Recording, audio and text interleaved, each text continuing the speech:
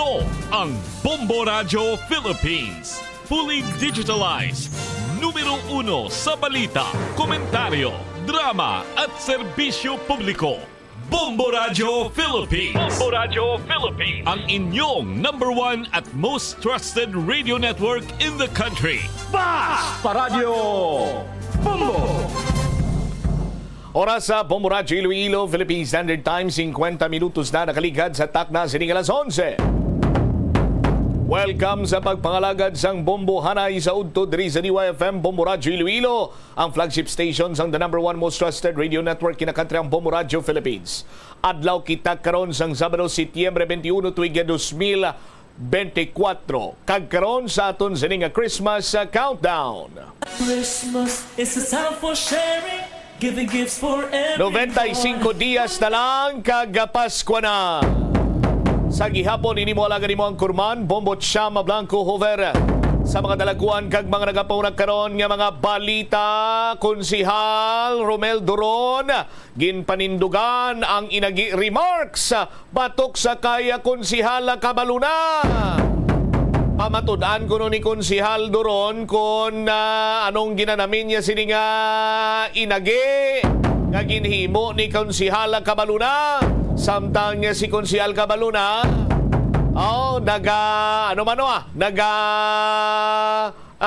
pabutsyag sa nga interes sa pagpapili sa mas mataas sini nga posisyon.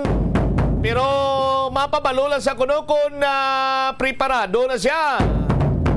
Samtang sa dugang pa nga mga balita kaga impormasyon, 4th District Congressman Ferginil Biron, wala sang may nabatsyagan nga threat sa politika sa 4th Distrito. Ini kasunod sa nga pagdeklarar ni former Police Major Charlie Sustento nga ini ang magapapili bilang tiglawas o representative sa 4th Distrito sa palabuton sining 2025 midterm elections. Samtang mga nag-upod sa Partido Federal ng Pilipinas na dugangan pa. Sa iban pa nga mga talupang doon karon nga mga balita, police reports, 3 dakop lakip na ang Jesse 9 or Jesse 6 anyos nga minor de edad matapos nga nabaklan sa illegal nga droga. Nabawi man ang motorsiklo nga ginapahaya ginkarnap sa banwasang Alimudyan. Samtang malapit 7,000 ka kilo sa nga basura nakuha sa baybayon sang syudad sa may kantanan sa pagselebrar sang International Coastal Cleanup Day. Iban pa nga mga talupang doon karon nga mga balita, police reports. Sunod-sunod siniya nga insidente sang pagpamuno na record sa syudad sa nga Iloilo. Samtang trahedya nga natabo sa banwasang Anilaw, 1 patay, 3 ang pilason. Speaking sang police reports, bala atensyon gali dira sa kapulisan sa banwa iya sang Uton, Iloilo. Nagadata naging kuno ang kinawatay dira sa inyo sini nga banwa. Pero daw mga lipong gusaw nga nami siniya paksyoan ang Uton PNP o kay sa kadamo na sang kaso sang kinawatay, partikularmente ining mga inugbulang nga manok, mga ginapauwak siniya nga manok, daw ay lang sa bungog sang kapulisan dira sa banwa sang Uton. Di nali bala ang ginapinsar sang kilala ta, nagasanto manaw siling sang kilala ko siya bumbutsa mo ay sila gahulag dira sa banwa sang Uton, partikularmente kapulisan dira. Bato kabi sa serye sang kinawatay sa mainugbulang kang ginapauwak ka manok. Kay base kuno nagaganar man dira ang kung sino man iyang pulis nas banwa sang Uton. Sus Maria kagusip patal nga mga akusasyon niyo bato karon sa mo sini nga insidente. Sa aton sini nga mga kabumbo, pero nagasalig kita sa gyapon sa aton sini nga pulisan sa banwa sang Uton basi nagapay-posipo sila na sira no? Nagaypos-ipos lang sila kag kibot na ining mga kawatan nga siod na sila gali sa aton siniya kapulisan. O galing kay ti ang mga nakawatan balang mga nabiktima sa aton sini nga mga kauturan madugay ng ila sini nga paghulat daw ay sa gyapon sa nga Miura. Dira iya sa may banwa sa nga uton. Dili ko da uton PNP bisan na bisan na person of interest lang kung may idigaman gamutani sa mga biktima. Para nga ti makambal bala ining mga pumuluyo nga nakawatan sa ila sining manok. Nga nagahulag man kamo. Di ipalabot naton ini sa kay IPPO Director Police Colonel Bayani Rasalan. Apisar nga ti may normal lang to yang ang samad nga naagom niya matapos gina-involve sa vehicular accident. Pasiblang banwa pa sa nga uto ng mga kapulisan dira nga ginapasuni sa mga nagareklamo sa mga kinawatan sa inugbulang nga manok. Basibla mo pa ning makapangut-ngut dira sa nga mga bakiras kagasgas ni Colonel Rasalan. Oras sa Bombo Radyo Iloilo, Philippine Standard Time, 56 minutos na ang nakaligad sa takna sining alas 11 diriman sa pagpangalagad sa Bombo Hanay sa Udto sa DYFM Bombo Radyo Iloilo. Standby sa aton sining mga kuturan sa iban pa nga mga talupang doon kag mga mainit nga balita nasyonal, no? Mga nagakalinabo sa pungsod na Pilipinas. What's the latest? Ano ang mga mainit sini karon niya nga mga issues diri banwa? Katulan nagin lamang karon sa sining isa iya ka babaye or pila ka mga babaye nga ginapasuni ginregalo sa mga kabyanan ni Apollo Kibuloy. Ginhimo sini nila nga regalo. Kabatas bang kamusin na inyo yan? Ano na pamatyag nyo sa mga kababainhan dira nga membro sa nga Kingdom of Jesus Christ? Ano na matyag nyo? Offering? Ano matyag nyo? Itlog? Ano matyag nyo? Saging? Nga putsod nyo sa ganina ang laylaing kolor na bla bombo brinan, engineer? Nga ginaputos na bla ka ginaopereng do mo ning katulad sa nga paghangop iya sa nga pila ka mga opisyal lakip na dire ining mga kabyanan ni Pastor Apollo Kibuloy. Ang kumplito iya sini nga pangalan si Pastor P. Apollo A. Ang iya sini middle name is Carion. Tapos ang iya sini nga last name is Kibuloy. Q. T. P. A. C. Q. Kung basahon mo na Pakyo. Amo na siya, si Pastor Apollo C. Kibuloy. Di may isa gani kagaina ka babae ito nga na-interview sa Bombo News Center. Nga ti priska pa ya sa panguna-una ya kung ang term niya siya kung paano siya ngagin baboy. Di ka batas ka mo sinaya banwa.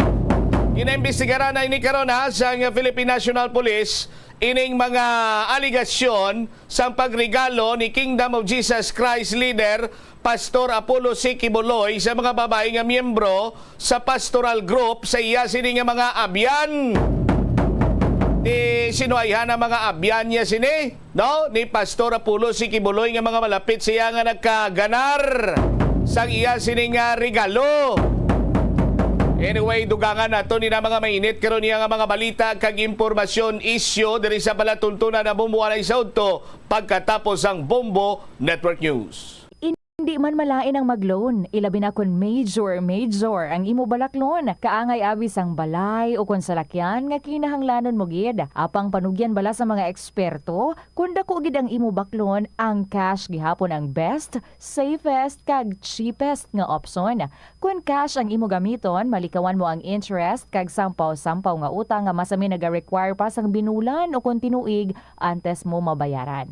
Apang paminsara nga kung ikaw may sinuptan sa bangko, mahimo pa ini makatipon sang interest nga mahimo mo bukadon sa tion sang purchase. Ini nga pahanumdom ang ginadulong sa imo sang the number 1 and most trusted radio network in the country, Bombo Radio Philippines. Basta Radio Bombo! Yari ang mga simpleng nga pagiagod makakinot sang tubig. Hindi mag-shower o kung maligo sang malawig. Sa sulod sang panimalay, kalabanan sang tubig ang ginausar sa pagpaligo. Nagalabot sa 24% sang tubig sa panimalay ang natigana sa pagpaligo sa mga miyembro sini. Ang pagpanubo sang tiyempo sa pagpaligo sang 2 ka minutos ang makabuhin sang 30% sang ginakonsumo nga tubig. Maggamit sang shower timer o kung mag-set sang alarm sa imo cellphone kag ilimit lamang sa 4 ka minuto ang pagpaligo. Kung nagagamit sang shower kag nagahulat pa sa pag-init sang tubig, saluda sang balde ang nagailig nga mabugnaw nga tubig kay sarang paining nga magamit. Nakahibalo ka bala nga ang color ang makaapekto sang imo nga modo? Santo sa pagtuon sang American Home Shield, mayara sang correlation ang color kag mood. Kaangay sang pula nga nagapataas ang blood pressure kag heart rate. Ito ang Bombo Radio Philippines. Fully digitalized. Numero 1 sa balita, komentaryo, drama at serbisyo publiko. Bombo Radio Philippines. Bombo Radio Philippines. Ang inyong number 1 at most trusted radio network in the country. Basta Radio Bombo! This is Bombo Network News Noontime Edition, broadcasting live at Bombo Radio Broadcast Center, Makati City, Philippines. Ngayon ay araw ng Sabado, Setyembre 21 taong 2024. Ngayon ho ang ika-52 anibersaryo ng paglagda sa batas na nagdideklara ng batas militar at 95 days to go bago ang araw ng Pasko. Sa ating mga headlines, may bahay ni Attorney Harry Roque bumiyahin na raw palabas ng bansa, partikular na nagtungo doon sa Singapore ayon yan sa pinuno ng Quad Committee. Pagbisita ni Vice President Sara Duterte sa lungsod ng Naga naging pribado. Buong lungsod handa na rin sa isasagawang fluvial procession at milyong deboto inaasahang dadagsa sa naturang aktibidad. Reklamo laban sa illegal gambling payola background itong si dating General Manager Garma hindi raw inaksyonan ayon sa naging pagbubunyag ng dating alkalde mula sa lungsod ng Cebu. Pagbasa naman ng sakdal kay Alice Go sa Valenzuela City Regional Trial Court na antala dahil sa pending motion to quash sa Capiz Tarlac Regional Trial Court. Ang PDP laban ni dating Pangulong Rodrigo Duterte sinimula na ang pagtukoy ng mga kanilang dadalhing kandidato sa 2025 elections. Iba pa mga grupo meron na ding mga napili para sa kanilang hanay ng mga kandidato. Simbahan, mga universidad at mga progresibong grupo nagsasagawa rin ng kilos protesta kasabayan ng anibersaryo ng deklarasyon ng martial law. Sa ating balita, sa ibayong dagat, yung mga paggamit ng pager, walkie-talkie at yan pa ay yung mga pasilidad o mga klase ng device na sumabog dun sa Lebanon, hindi raw pala lisensyado. Opisyal ng kumpanya, ipinahayag na dekada nang itinigil nila ang pamamahagi ng naturang produkto. At live nationwide via satellite, dumako na tayo sa mga detalye ng ating mga balita. Hindi umano inaksyonan ng nakalipas na administrasyon ang naging reklamo ni dating Cebu City Mayor Tommy Osmeña laban kay dating Philippine Charity Sweepstakes Office General Manager Royina Garma. Sa isang pahayag ay binigyang diin itong si dating alkalde na si Osmeña na matapos niyang malaman na tumanggap ito si Garma ng 1 million pesos na payola mula umano sa operasyon ng iligal na sugal, personal umano siyang nagreklamo kay dating Pangulong Rodrigo Duterte sa Palasyo Malacanang kung saan ay nireklamo niya ang dating opisyal at yan ay hindi man lang daw nagpaalam ito si Garma sa kanyang bago ang naging pagiging hepe ng pulisya sa naturang lugar. At ayon nga kay Osmeña, sinabihan umano siya nitong si dating Pangulong Duterte na sabihin na lamang daw yung kanyang reklamo kay Senator Christopher Bongo na dati namang nagsilbi bilang Special Envoy o Special Assistant to the President. Sinabi at ginawa naman daw ng dating alkalde ang naturang mga impormasyon, ngunit wala rin daw naging pangyayari o kinahinatnan. Kahit pa ipinakita niya yung mga nalikom na dokumento na magpapatunay sa kanyang complaint. Kalaunan ay nakatanggap umano siya ng impormasyon na ang dating alkalde ng tawag mula dyan sa hindi pinangalan ng individual at sinabihan siyang huwag na niyang pakialaman pa ang President's Women. At alamin natin ang mga karagdagan pang naging pahayag ni dating Mayor Osmeña. I didn't want to accept her because, of course, I just want to protect the people of Cebu. So I showed them the document that I was able to recover in my Facebook through all the years to explain to the committee. That's why I didn't like her. And, you know, if you are going to be appointed the chief of police, you need approval from the mayor. She didn't bother to get approval from the mayor. So I complained directly to President Duterte, personally, in Malacanang, to specifically complain about her. And President Duterte told me, why don't you just tell Bongo, who was beside him, who was present, everything, and we'll look into it. So I prepared documents. Lagi yan ang mga pahayag ni dating Cebu Mayor Tommy Osmeña. Ang naturang individual anya ay siya rin na nagsabi sa kanya na magiging pinuno ng Philippine Charity Sweepstakes Office si Garma ilang buwan lamang mula nang maupo bilang alkalde ng lungsod ng Cebu. Narito pa mga karagdagang pahayag ni dating Mayor Osmeña. But when she was going to be appointed to Cebu City as Chief of Police, of course I have a natural interest. And somebody gave me a report from the PCSO official that stated that when Garma was CIDG chief in Bohol, she was suspected of collecting 1 million pesos a week from illegal gambling. Lagi pa yan ang mga pahayag ni dating Cebu City Mayor Tommy Osmeña. Una na rin humarap itong si Osmeña sa ika-6 na pagdinig ng Quad Committee ng Kamara de Representantes kung saan ay binunyag niya ang umano'y pagtanggap nitong si Garma ng mahigit 1 milyong piso mula sa mga nagpapatakbo ng iligal na droga. Samantala, nagdesisyon ng Valenzuela Regional Trial Court Branch 282 sa pangunguna ni Presiding Judge Elena Amano na ipagpaliban muna ang pagbasa ng sakdal kay dating Bamban Mayor Alice Go na may kinalaman nga sa kaso nitong Anti-Graft and Corruption Practices Act. Batay sa desisyon ng korte, ipinagpaliban na ito ng Valenzuela Regional Trial Court sa darating na Setyembre at 30 ng taong ito. Pangunahing dahilan ng pagkakaantala nga sa pagbasa ng sakdal ay ang pending motion to quash ng Capiz Tarlac Regional Trial Court. Ibig sabihin, inirekomenda muna ng korte na magkomento ang prosecution hinggil sa inihaing petisyon.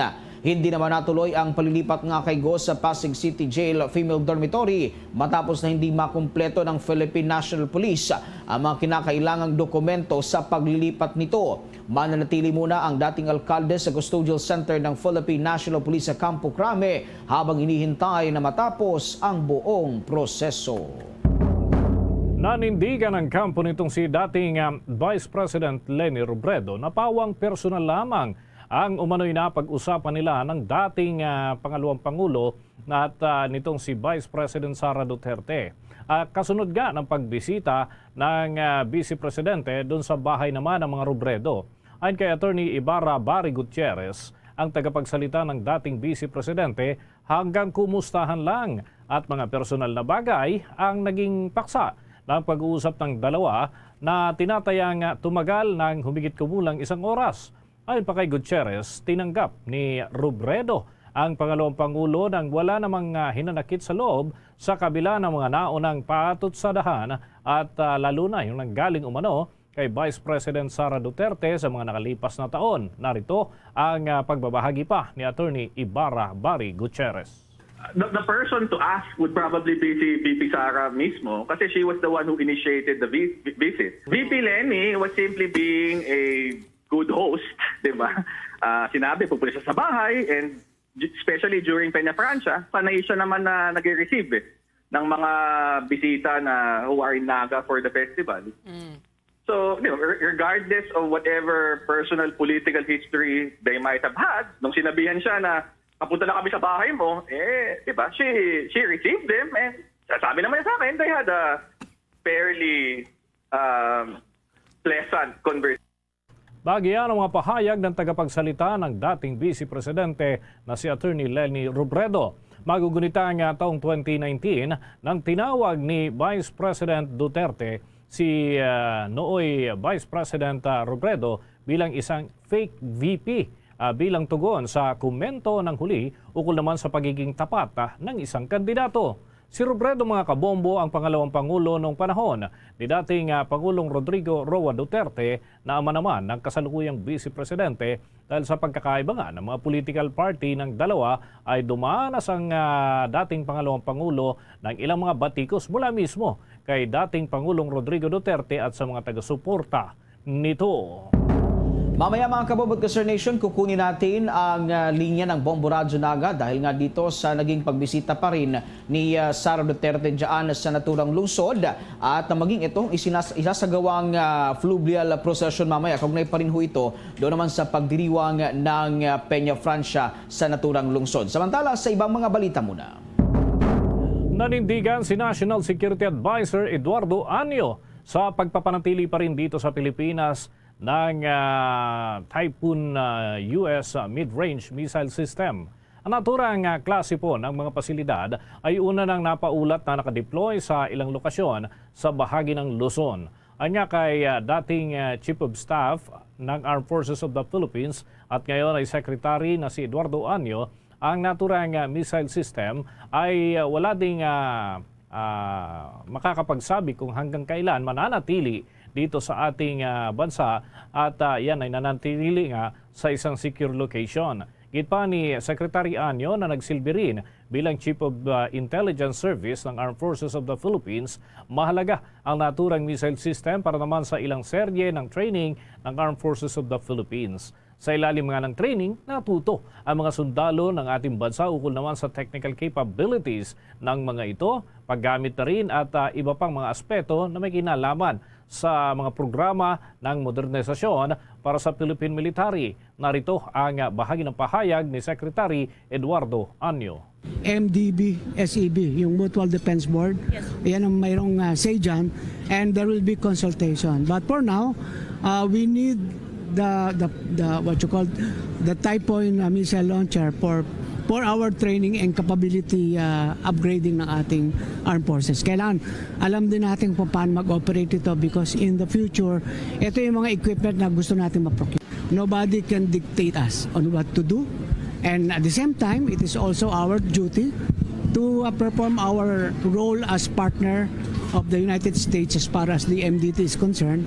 And we know what is best for our country. So they cannot dictate anything on us, particularly on the deployment of this missile launch. Bagyan ang mapahayag ni National Security Advisor Eduardo Anyo. Iginit din ng opisyal na mangangailangan muna ng konsultasyon sa pagitan ng Estados Unidos at Pilipinas kung sakali man natatanggalin ang mga ito. Yan ay bilang bahagi ng Mutual Defense Board Security Engagement ng dalawang bansa. Pagtitiyak pa ng Defense Secretary naman na si Gilbert Chodoro ay walang ibang banta o kaya ay problema sa pananatili ng naturang missile system dito sa Pilipinas. Sa kabila nga ng pagtutol ng ilang mga bansa tulad ng China at Russia laban sa deployment ng missile system dito sa Luzon, sinabi ni Secretary Chodoro na anuman ang mangyari sa teritoryo ng ating bansa ay tanging ang Pilipinas din ang siyang magdedesisyon. Samantala, naniniwala si dating Iloilo City Mayor Jed Mabilog na tama ang ginawang tugon at hakbang ngayon ang kasalukuyang administrasyon para protektahan ang karapatan ng bawat tao sa bansa. Ayon kay Mabilog, isa ito sa dahilan kung bakit nakumbinsi siyang umuwi ng Pilipinas matapos ang 7 taon na pamamalagi sa Estados Unidos. Pangunahing layunin ng kanyang pagbabalik umano ay upang ilahad ang kanyang mga pinagdaanan mula nang mapabilang ang kanyang pangalan sa drug list ni dating Pangulong Rodrigo Roa Duterte na kalaunan aniya ay naging hit list.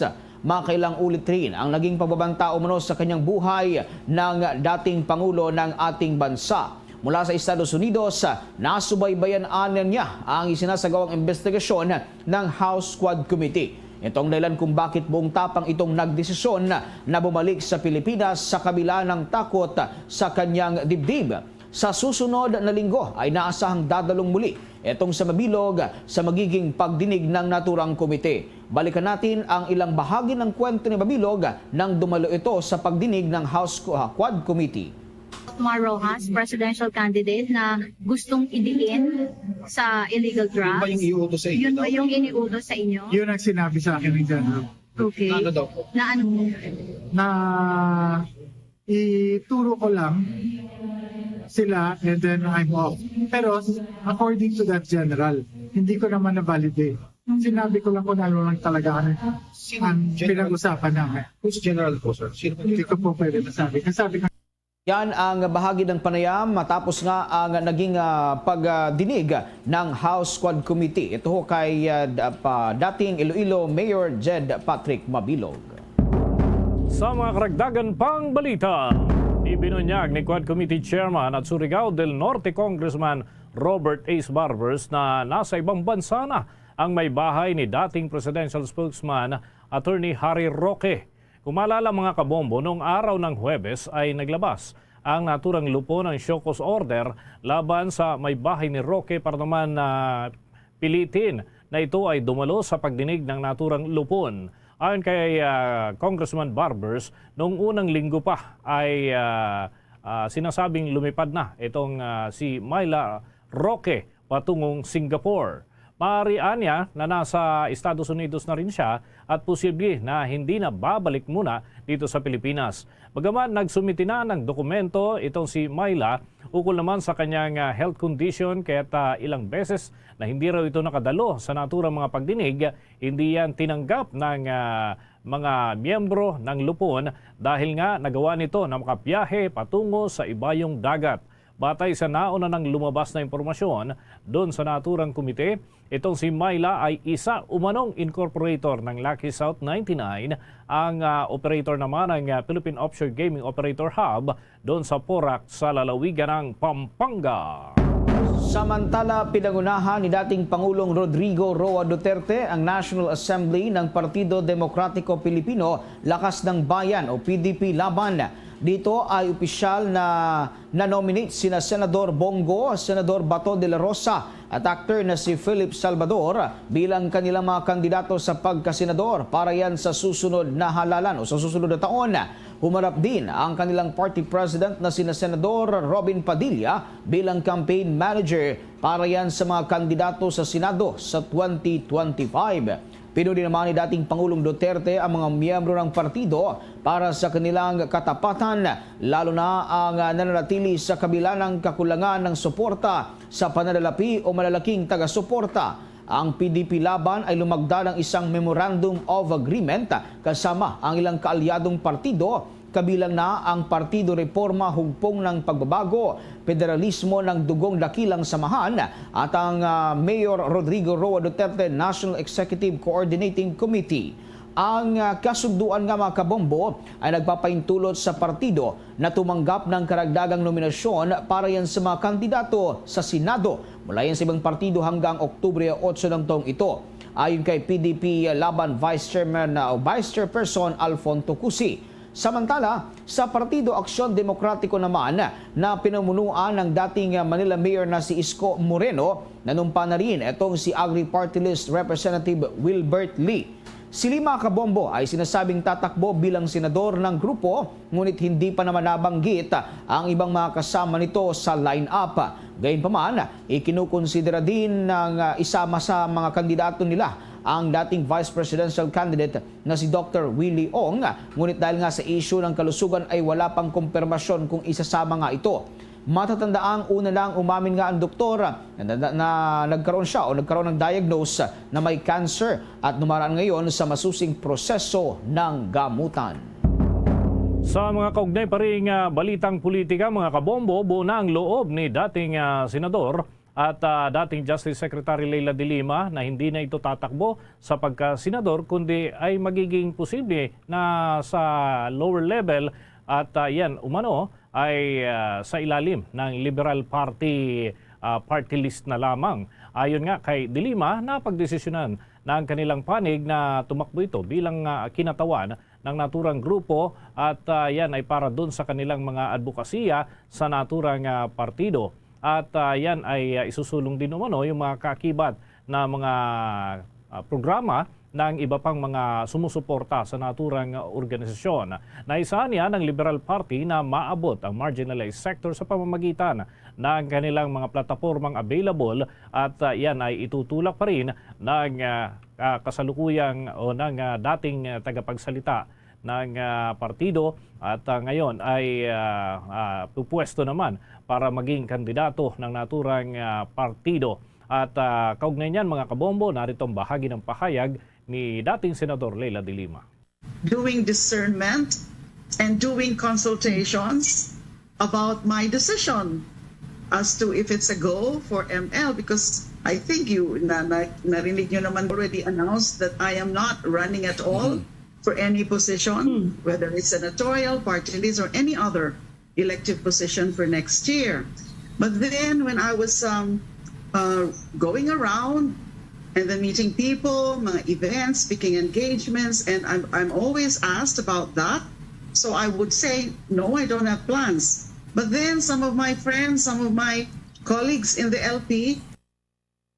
Bagyan ang mga pahayag ng dating senadora. Ayon nga kay de Lima, isa ito sa mga sugal na susuungin ng kanilang grupo sa darating na midterm election. Bagaman ikinukonsideraan niya ng partido ang posibleng pagtakbo sa Senado, ngunit sa kasalukuyan ay wala ito sa mga plano at tanging yung mga naianunsyo na ng mga pangalan ang posible umano na sasabak sa darating na halalan sa 2025.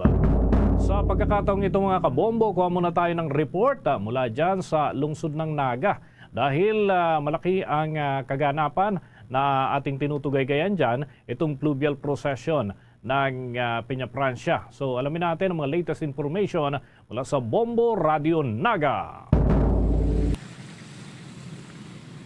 Bombo Dennis, Bombo Victor, bumisita sa lungsod ng Naga kahapon na si Vice President Sara Duterte kasabay ng isinagawang Centennial Canonical Coronation of Our Lady of Peña Francia sa panayam ng Bombo Radio Naga kay Police Lieutenant Colonel Chester Pumara, ang tagapagsalita ng Naga City Police Office. Sinabi nito na hindi humingi ng security sa mga kapulisan ng ikalawang presidente, ngunit otomatiko nasa standard procedure naman na kailangan na magbigay ng seguridad sa mga VIP kapag bumisita sa lugar. Maalala, spotted si Vice President Sara nagsimba sa Metropolitan Naga Cathedral kagabi at ayon kay Attorney Barry Gutierrez, personal na nakipagkita sa dating presidente na si Attorney Leni Robredo. Ang nasabing pagbisita ay kinumpirma mismo ni Robredo na kung saan sinabi na kanilang napag-usapan ng patungkol sa personal na bagay at hindi politika. Matatandaan rin, inihayag ni Attorney Leni Robredo na tatakbo ito bilang alkalde ng lungsod ng Naga para naman sa 2025 national and local election. Batay naman sa ipinalabas sa statement ni Vice President Sara, personal itong inimbitahan ng kanyang kaibigan upang dumalo sa Centennial Anniversary Mass ng Canonical Coronation in Peña Francia. Nakipagkita rin ito sa mga prominenteng personalidad sa Bicol Region. Sa pangkabuuan, hindi nakadetalye ang buong lakad ng Vice President at sa ngayon, maayos naman na nakalis ng lungsod ang nasabing opisyal.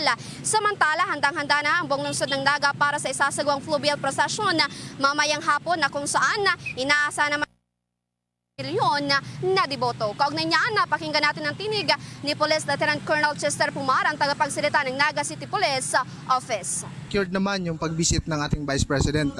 Standard operating procedure naman yon. Maayos naman ang security na i-provide and peaceful naman siyang nakaalis po ng Naga City. Ma'am Vice President na activity, wala kasi tayong hawak na detalye noon. So, ang alam ko lang na narinig ko sa region network namin na pumasok ng simbahan at nagsimba. So, other than that po, wala na po kaming monitor dahil medyo parang ayaw magpa-secure naman talaga ni Vice President. Yan ang bahagi ng pahayag ni Police Lieutenant Colonel Chester Pumara, ang tagapagsilatan ng Naga City Police Office. Para Okay. sa Bombo Network Bombo News, Lea? live mula dito sa Bombo Radyo Naga. Yes, Bombo Lea? Yes, Bombo Dennis. Nais ko lamang maitanong, sapagkat malalaking personalidad yung pinag-uusapan dito, nakaalis na ba talaga ng lungsod ng Naga o may iba pang mga event na dinaluhan itong si Vice President Sara Duterte after that meeting with former Vice President Leni Robredo?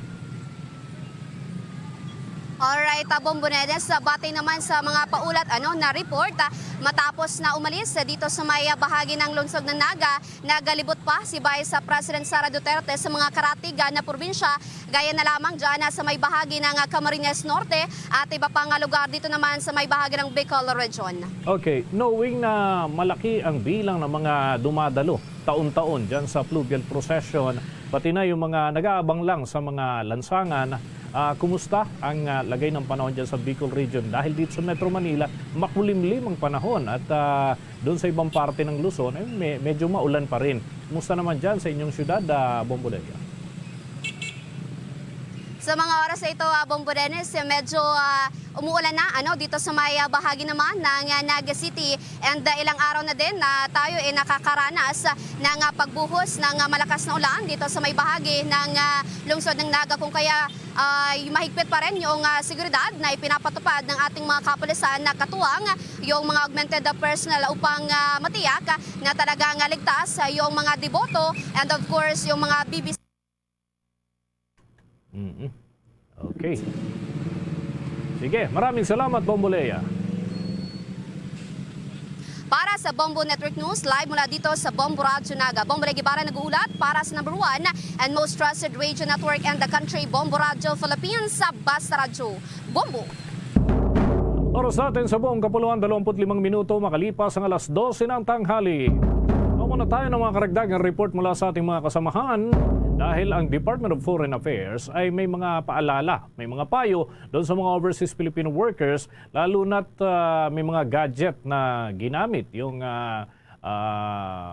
mga nangyari na insidente, at sumabog yung mga pager dyan sa bahagi po ng Lebanon. At may mga pag-iingat na tagubilin dyan ng Department of Foreign Affairs. May balita si Bombo Jan Flores. Sa kabila ng sunod-sunod na insidente ng pager explosion sa Lebanon, hindi pa rin umano maipapayo ng Department of Foreign Affairs sa mga overseas Filipino workers ang hindi paggamit ng cellphone. Ayon kay DFA Undersecretary Eduardo De Vega, walang magagawa ang bansa laban sa operasyon ng grupong nasa likod ng mga pagsabog ng mga walkie-talkies at mga pager. Tanging magagawa lamang anya ng embahada sa Lebanon ay payuhan ang mga OFW na iwasang magtungo sa mga matataong lugar o mga pampublikong lugar. Pinapayuhan din anya ang mga overseas Filipino workers na manatili lamang sa kanilang trabaho o kung saan man sila nakatira at iwasan ding magbiyahe lalo na kung hindi naman gaanong mahalaga ang pupuntahan. Well, you can't really do anything if there is a country or an organization which managed to make such operation resulting in the deaths of many Hezbollah members. In other words, we cannot advise Filipinos not to operate cell phones. That's why the embassy is just informing the Filipinos to, as much as possible, just stay at home or at their workplace and not make any necessary travels around the country. And of course, you will note that according to the reports, what's been happening is that these are new devices which were imported into Lebanon. Kinumpirma rin ni Department of Foreign Affairs Yusek Eduardo De Vega na walang nasaktang mga Pilipino sa magkasunod na pagsabog ng daang-daang pagers at walkie-talkies na ginamit ang mga miyembro ng militanteng Hezbollah sa Lebanon noong Martes at Miyerkules. Kasalukuyang nasa ilalim ng Crisis Alert Level 3 ang Lebanon at hinihintay ng mga otoridad ang go signal para itaas ang alert level matapos ang mga insidente ng pagsabog. Para sa Bombo Network News, Bombo Jan Flores nag-uulat para sa number 1 and most trusted radio network in the country, Bombo Radyo Philippines. Basta Radyo, Bombo!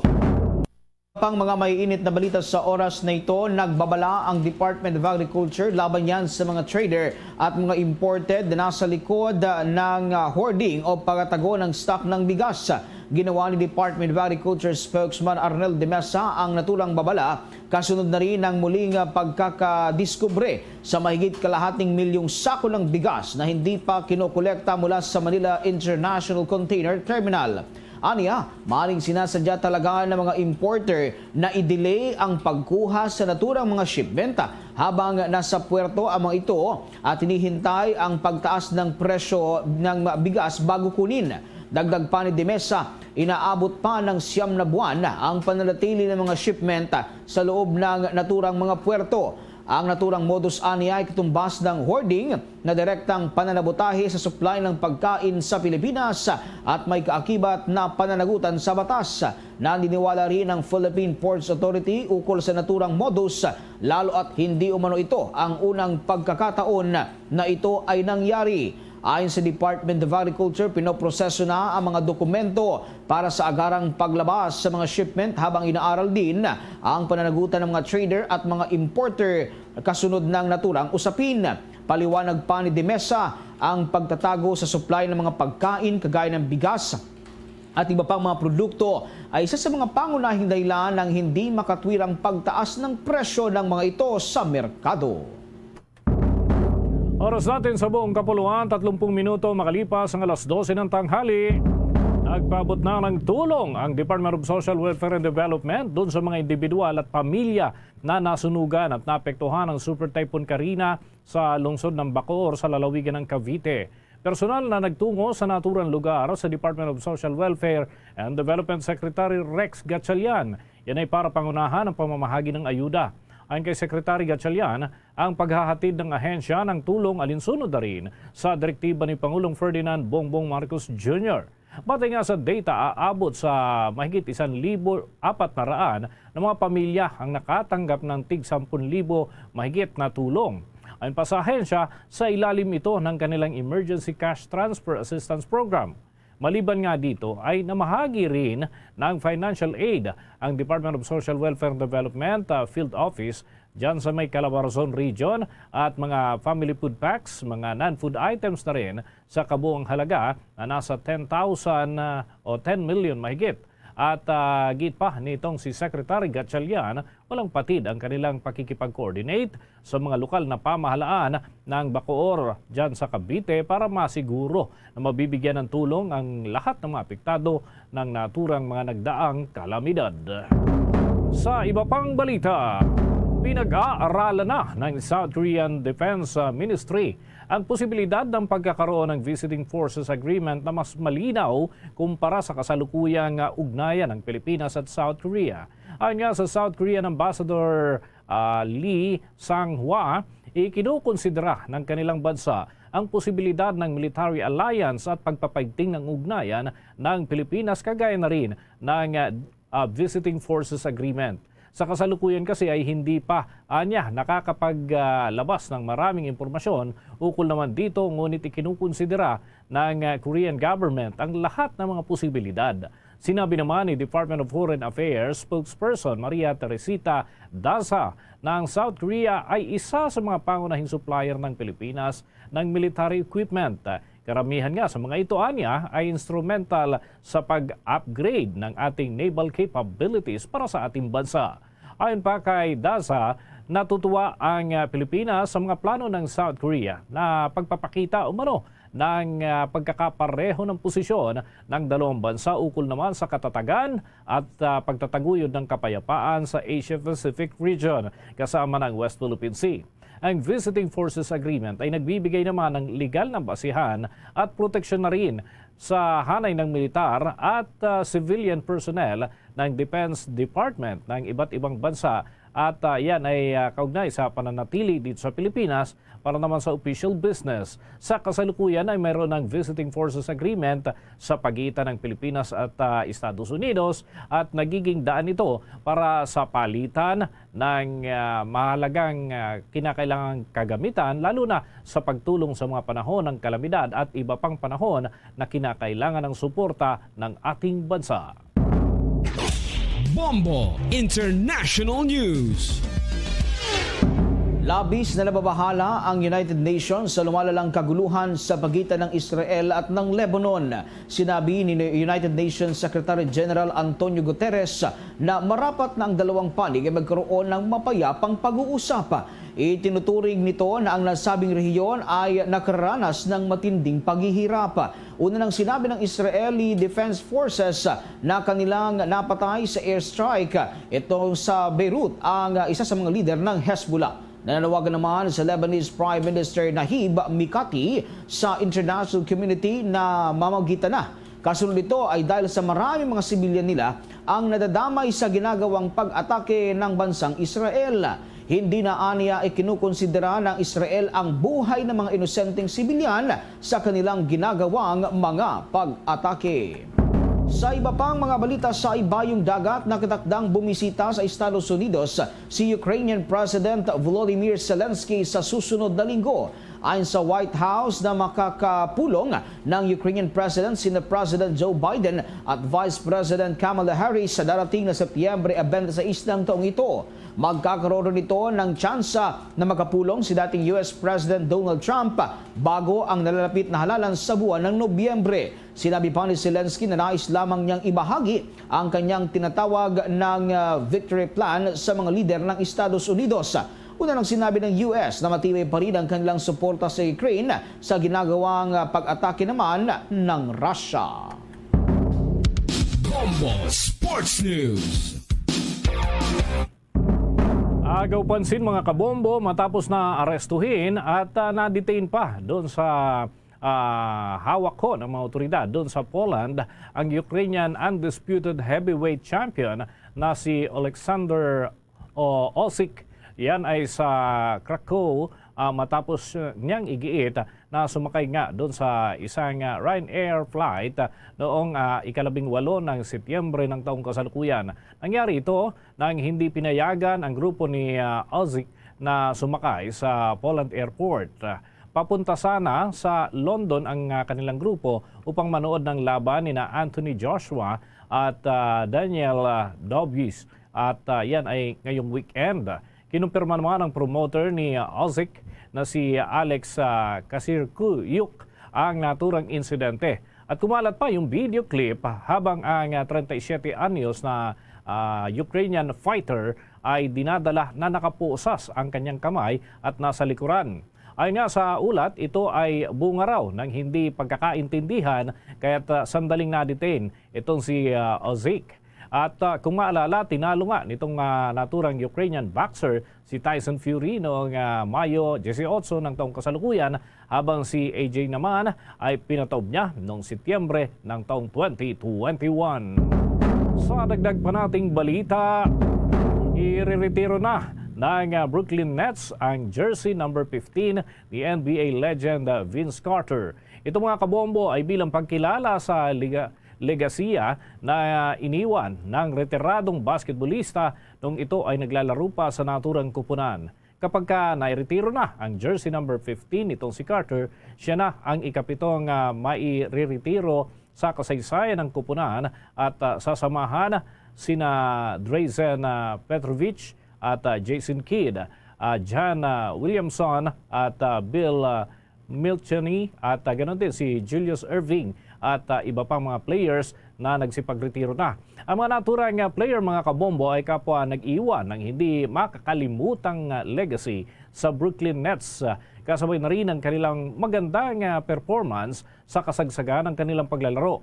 Umabot sa 374 games ang nailaro nitong si Carter sa NBA gamit naman ang kanyang Nets uniform. Sa loob nito ay nagawa niya na kumamada ng 23.6 points per game, 5.8 rebounds per game at 4.7 assists per game. Babad na babad itong naturang player sa kanyang paglalaro dati dahil naman sa inaabot siya ng kabuang 37.9 minutes kada laro.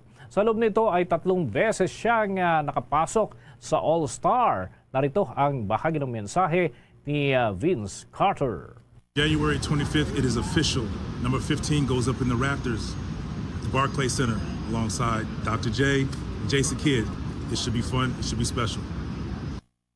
Bagyan ang pahayag ni Vince Carter. Samantala, sa kasaysayan ng Nets ay pangatlo nga ito si Carter sa may pinakamaraming mga puntos na naipasok, 8,834. Hawak din ni Carter ang pinakamarami na 30-point game kung saan ay nasa 90 times na siyang nakapagtala nito. Hawak din nitong si Carter ang pinakamarami ng 40-point game at umabot sa 17 games mga kabombo. Gaganapin ang retirement ceremony sa January 25, 2025 sa kanilang court at yan ay nakatakdang magharap na nga ang Nets at ang Miami Heat sa kasabay na okasyon doon nga sa naturang laban.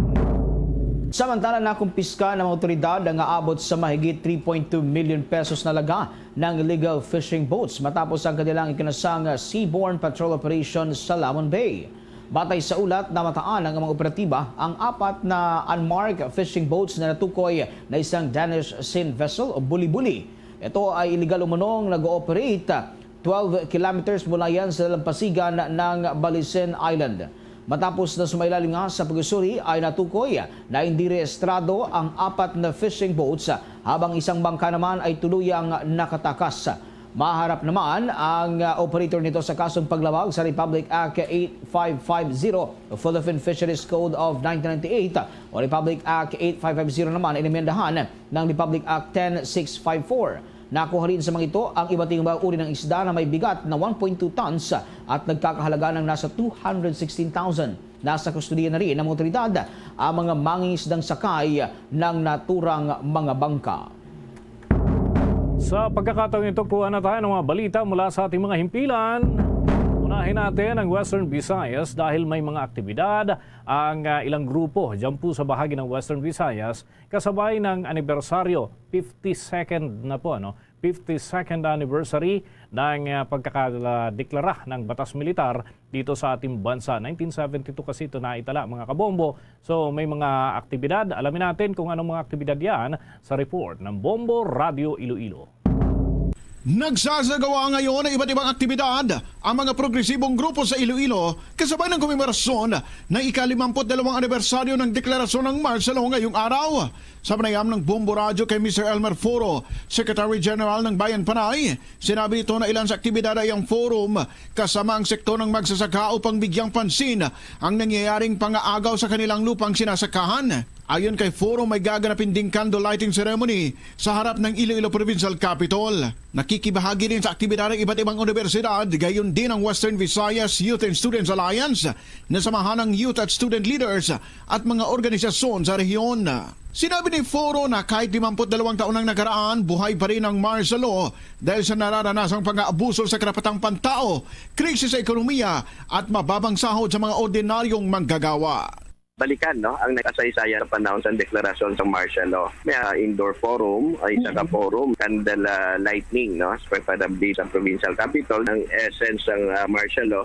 Although siyempre mas malala, may open declaration sa martial law. And then ang mga remnants, ang malala ng economic crisis. Si Mr. Elmer Foro para sa Bombo Network News. Ito si Bombo Ayan Gahete para sa number 1 and most trusted radio network in the country, Bombo Radio Philippines. Basta Radio Bombo! Ito namang si Pangasinan Governor Guico, mariing pinabulaan ng itong ulat na nasa binalonan ang helicopter ni Lisbis Bambantarlac Mayor Alice Go. Alam natin ang buong detalye sa pag-uulat yan ng Bombo Radio Dagupan. Mariing pinabulaanan ni Pangasinan Governor Ramon Monumgico III ang ulat na nasa binalonan dito sa lalawigan ng Pangasinan ang helicopter ni Dismiss Bambantarlac Alice Go o Go Waping. Sa pahayag ng gobernador sa unang taong selebrasyon ng Banaan Museum sa Lingayen, isa umano ang nasabing pahayag sa kanyang binigyang diin. Matatandaan at tinukoy ng Senator Risa Ontiveros ang helicopter ni Go ay partikular nitong kinumpirma na nasa WCC Aeronautics School sa bayan ng Binalonan. kung saan narinig ang nasabing pahayag ng senadora nang humarap si Suala Pangasinan Mayor Leseldo Dong Kalugay sa Senate hearing nang tinanong ni Hontiveros kung alam ba ng alkalde kung nasaan ngayon ang helicopter ni Go. Kaugnay nito, lumalabas din kasi sa naunang investigasyon na inamin ni Go na mayroon siyang nabili na helicopter noong 2018, subalit na ibenta na niya umano ito sa isang British company ngayong taong 2024. Dito rin ipinakita ni Hontiveros ang larawan na nabalutan ng plastik ang isang R-66 helicopter habang nasa garahe. Sa isinasagawa investigasyon kay Go hinggil sa illegal Philippine Offshore Gaming Operations o POGO, hindi imbestigahan din ng Senado ang mga ari-arian ito, kabilang na nga ang kanyang helicopter. Of course, ang mga kaibigan natin sa media, saan kayo? Wala po sa binalonan yung tinutukoy nilang helicopter. Okay? Para sa Bombo Network News, mula rito sa Bombo Radyo Dagupan, Bombo Mayra Resida nag-uulat para sa number 1 and most trusted radio network in the country, Bombo Radyo Philippines. Basta Radyo, Bombo! Naghatid na yan sa atin sa oras na 16 na minuto bago sumapit ang 1:00 ng hapon. Ito mga kabombo, karagdagan pang mga balita, yung pamahalaang panlalawigan ng Batanes nangako naman na tutulungan yung pag-uwi ng mangingisdang nailigtas sa karagatan sa Batanes matapos magpalutang-lutang sa dagat ng mahigit 1 buwan. Alamin natin ang follow-up report ng Bombo Radio Kawayan. Nasa ligtas na nga kalagayan ang mangingisdang mula sa bayan ng Infanta, Quezon na mahigit 1 buwan nang nawawala at natagpuan ng Philippine Coast Guard sa karagatang sakop ng Basco, Batanes. Sa isang pahayag, sinabi ng PCG na ang 49 na taong gulang na si Robin Tehilio ng Infanta, Quezon ay naiulat na nawawala mula pa noong ika-4 ng Agosto. Nakatanggap ng impormasyon ng Coast Guard Station Batanes mula sa kanilang patrol team na may nakita silang isang puting motor bangka na may sakay na isang matandang lalaki. Hinila ng mga responder ang kanyang bangka patungo sa Port of Basco. Sa naging panayam ng Bombo Radyo Kawayan kay PDRRM Officer Roldan Esdicul ng lalawigan ng Batanes, sinabi niya na matapos matagpuan ng mangingisda ay agad itong dinala sa Batanes General Hospital para magamot at makapagpalakas. Anya tubig ulan, isda at niyog na nakita sa dagat ang iniinom at kinakain ni Dehilio sa loob na mahigit 1 buwan. Napag-alamang pumalaot noong ika-4 ng Agosto si Dehilio upang mangisda, ngunit sa kasamang palad ay naubusan ng gasolina ang bangkang kanyang sinasakyan. Kaya naman nagpalutang-lutang na lamang siya sa dagat hanggang sa makarating sa karagatang sakop ng Batanes. Ayon sa kanya, may mga nakikita siyang mga barko na dumadaan ngunit maaring hindi siya napapansin dahil sa maliit lamang ang kanyang bangka. Nangako naman si Batanes Governor Marilo Caico na sisiguraduhin ng provincial government na siya ay makakauwi ng maayos sa kanyang pamilya sa Quezon. Sa ngayon, nananatili pa naman siya sa Batanes General Hospital upang magpagaling at magpalakas sa pangangatawan at marami naman ng mga nagbigay ng pagkain, damit at iba pang pangangailangan sa kanya. At pagdating sa Basco, ay diniretso po siya sa ospital para po masuri siya at awa ng Diyos ay nakaka-recover na siya, bagamat dehydrated siya at saka gutom. Medyo masakit na rin balat niya dahil sa sunburn, pero awa ng Diyos ay nakaligtas naman po. Sabi po doon sa ospital na kausap po kanina, talaga naman po babagsak ang katawan niya dahil puro tubig lang kanyang naiinom. At saka kung may napulot daw po siyang nyug sa dagat, yan daw po yung ginagawa niyang pagkain. Talagang kulang po, pero sabi nila, kakayanin naman ang katawan natin basta't may tubig, pero believe din po kami sa kanya dahil talagang nakayanan niya kahit na kulang dahil umaasa lang siya sa tubig ulan para may mainom siya at saka dun sa mga napupulot niyang nyug sa dagat. Yan ang ulat mula rito sa Bombo Radyo Kawayan. Para sa Bombo Network News, ako si Bombo Jason Felina nagulat. Para sa number 1 and most trusted radio network in the country, Bombo Radyo Philippines, Basta Radyo, Bombo! Bombo Police Report. Ito namang dalaga na natagpuang duguan at walang saplot, patuloy na iniimbestigahan ng mga otoridad. Alamin natin ang buong detalye, tinutukan niya ng Bombo Radyo Baguio. Masusing iniimbestigahan ngayon ng mga otoridad ang pagkakapaslang sa 18 na dalaga sa Purok 21 San Carlos Heights, Irisan, Baguio City kamakailan lamang. Nakilala ang biktima na si Casey Gabriel Alberto Labayan, isang customer care assistant sa isang bar sa Bukaucan Road, Baguio City. Sa panayam ng Bombo Radyo kay Irisan Barangay Captain Arthur Carlos, natagpuan ang bangkay ng biktima na walang saplot at duguan sa loob ng kanyang boarding house noong Setyembre 19. Ayon pa kay Barangay Captain Carlos, 3 araw na hindi pumasok ang biktima sa kanyang trabaho. Huli siyang nakontak ng kanyang mga kaibigan 1:00 ng umaga noong Setyembre 19, ngunit hindi na ito nasundan pa. Dahil dito ay nagtaka na ang kanyang mga kaibigan, kaya binisita nila ito sa kanyang boarding house. Dito na ay nakita ang walang buhay na si Labayan na duguan, walang saplot at may sugat sa iba't ibang bahagi ng kanyang katawan. Bago pa man ang naturang krimen, sinabi ng kaibigan ni Labayan na may natanggap siyang huling mensahe mula sa biktima na may dumating na bisita sa kanyang boarding house, ngunit hindi na niya ito pinangalanan. Sa kasalukuyan ay hinihintay ng mga otoridad ang resulta ng otopsiya upang kumpirmahin kung nagahasa ang biktima bukod sa natamo nitong saksak sa iba't ibang bahagi ng kanyang katawan. Inaasahan na maiuuwi ang labi ng biktima sa kanilang tahanan na sa Nueva Vizcaya. Hinihiling naman ngayon ni Barangay Captain Carlos ang agarang pakikipagtulungan ng mga residente sa mga otoridad upang mabigyan ng hustisya ang biktima. Ay inaapin ko yung mga lahat nung kasama nung bata, sana kakilala niya, kung may nakakita naman sa suspect. Huwag kayong matakot na magsalita. Punta kayo sa pulis or sa akin. Kung hindi niyo kayang sabihin sa pulis, talagang kung may nakakita, talagang pagtulungan natin kasi kawawa din yung yung bata, para matulungan natin yung pamilya para makuha natin ang justice nung bata, at saka tignan natin para walang susunod na mangyari. Naapin ko ang taga-Irisan, lahat nakikilala ng bata ay sana ay magtulungan tayo. Huwag kayong matakot, punta kayong dito sa office natin or sa PNP. Mula dito sa lungsod ng Baguio, para sa Bombo Network News, ako si Bombo Marinela Rodrigo, nag-uulat para sa #1 in most trusted radio network in the country, Bombo Radio Philippines, Basta Radio. Bombo! Sa karagdagan pa ang police report, dalagita na ilang araw na din nawawala, brutal palang pinatay sa loob mismo ng isang lodging house doon sa Toledo, Cebu. At may update dyan ang Bombo Radio Cebu. Natagpo ang patay ang isang 18 anyos na dalagita sa isang lodging house sa lungsod ng Toledo sa kanlurang bahagi ng lalawigan ng Cebu. Matapos itong iulat na nawawala ng kanyang mga kaanak ilang araw na ang nakaraan. Kinilala ang biktima na si May Fatima Tagaktak, 18 anyos at residente ng Barangay Mainggit at Toledo City, na grade 12 student sa Buanoy National High School. Sa panayam ng Bombo News Team sa ina nitong si Evelena Tagaktak, ipinaliwanag nito na nakiusapa si May na mag-practice kasama ang kanyang mga kaklase para sa kanyang performance activity. Ngunit noong araw ding iyon ay hindi siya umuwi. Batay sa inisyal na investigasyon ng pulisya ng lungsod, natagpo ang patay ang biktima sa isang silid ng lodging house na nakatali ng tela ang bibig. May lead na ang pulisya sa posibleng sospek sa krimen dahil sa kuha ng CCTV na huling nakasama niya, kung saan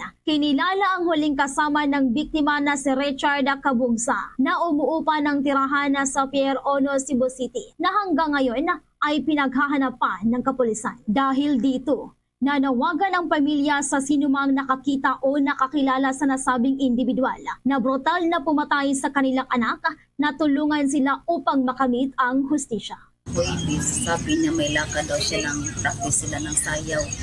Tapos naniwala ako din, mga 12 noon, sabi niya may kamit daw siya. Then sabi ko nga di ko gusto, wag ka magpupunta doon kasi lala. Then di naman siya makinig sa akin, sir. Tapos sabi niya, iba naman ang sinagot niya sa akin. Sabi niya mga 3 PM check-in sila, tapos out sa 8 umaga sa Bernice. Mula rito sa probinsya at lungsod ng Cebu, Bombo Cherry May Balingat para sa number 1 and most trusted radio network in the country, Bombo Radio Philippines. Basta Radio, Bombo! Ito namang City Health Department ng Cebu nagsasagawa ngayon ng situational analysis at ipinag-utos na sa mga health centers na magkaroon ng mapping nitong dengue cases. Alamin natin ang buong detalye, tinutukan yan ng Star FM Cebu. Inamin ng pinuno ng Cebu City Health Department na umabot ang lungsod sa outbreak level dahil sa patuloy na tumataas ng kaso ng dengue, ngunit hindi pa umano sila magdedeklara nito. Paliwanag pa ni Dr. Daisy Villa na bawat taon ay mayroon umanong dengue cases at magdeklara lamang ng outbreak kapag walang naitala sa nakalipas na 5 taon. Sinabi pa ni Villa na kumpara sa nakalipas na taon, nagkaroon ng 100% na pagtaas sa mga kaso ng dengue sa lungsod. Sa buwan pa ng Hulyo 2023, mayroong 91 na kaso habang sa Hulyo ngayong taon naman ay umabot sa 283 ang naitalang kaso. Mula Enero hanggang sa Setyembre 16 naman ang kasalukuyang taon, umabot sa 2,250 ang kabuuang kasong naitala, ngunit 764 lang umano nito ang kumpirmado at 10 ang nasawi. Samantalang sa nakarang taon naman, 30 lamang ang kumpirmado sa parehong period. Sa ngayon anya, nagkaroon sila ng situational analysis kung saan nagsimula ang kaso ng dengue at saan lumipat upang sabay nilang isagawa ang misting. Idinagdag pa ni Villa na inatasan na rin nila ang mga tauhan ng health centers dito na magkaroon ng mapping sa mga kaso ng dengue. Binigyang din naman ito ang kalagahan ng pakikipagtulungan ng komunidad at pagbabago ng ugali para maiwasang tumaas pa ang mga kaso ng dengue. Ni-reach us outbreak but we cannot declare the outbreak because every year ang dengue. What we do now, we do the situational analysis. Mula rito sa lungsod ng Cebu, Star DJ Sophie Ember nag-uulat para sa number 1 and most trusted radio network in the country, Bombo Radio Philippines. Basta Radio, Bombo! Bombo International News.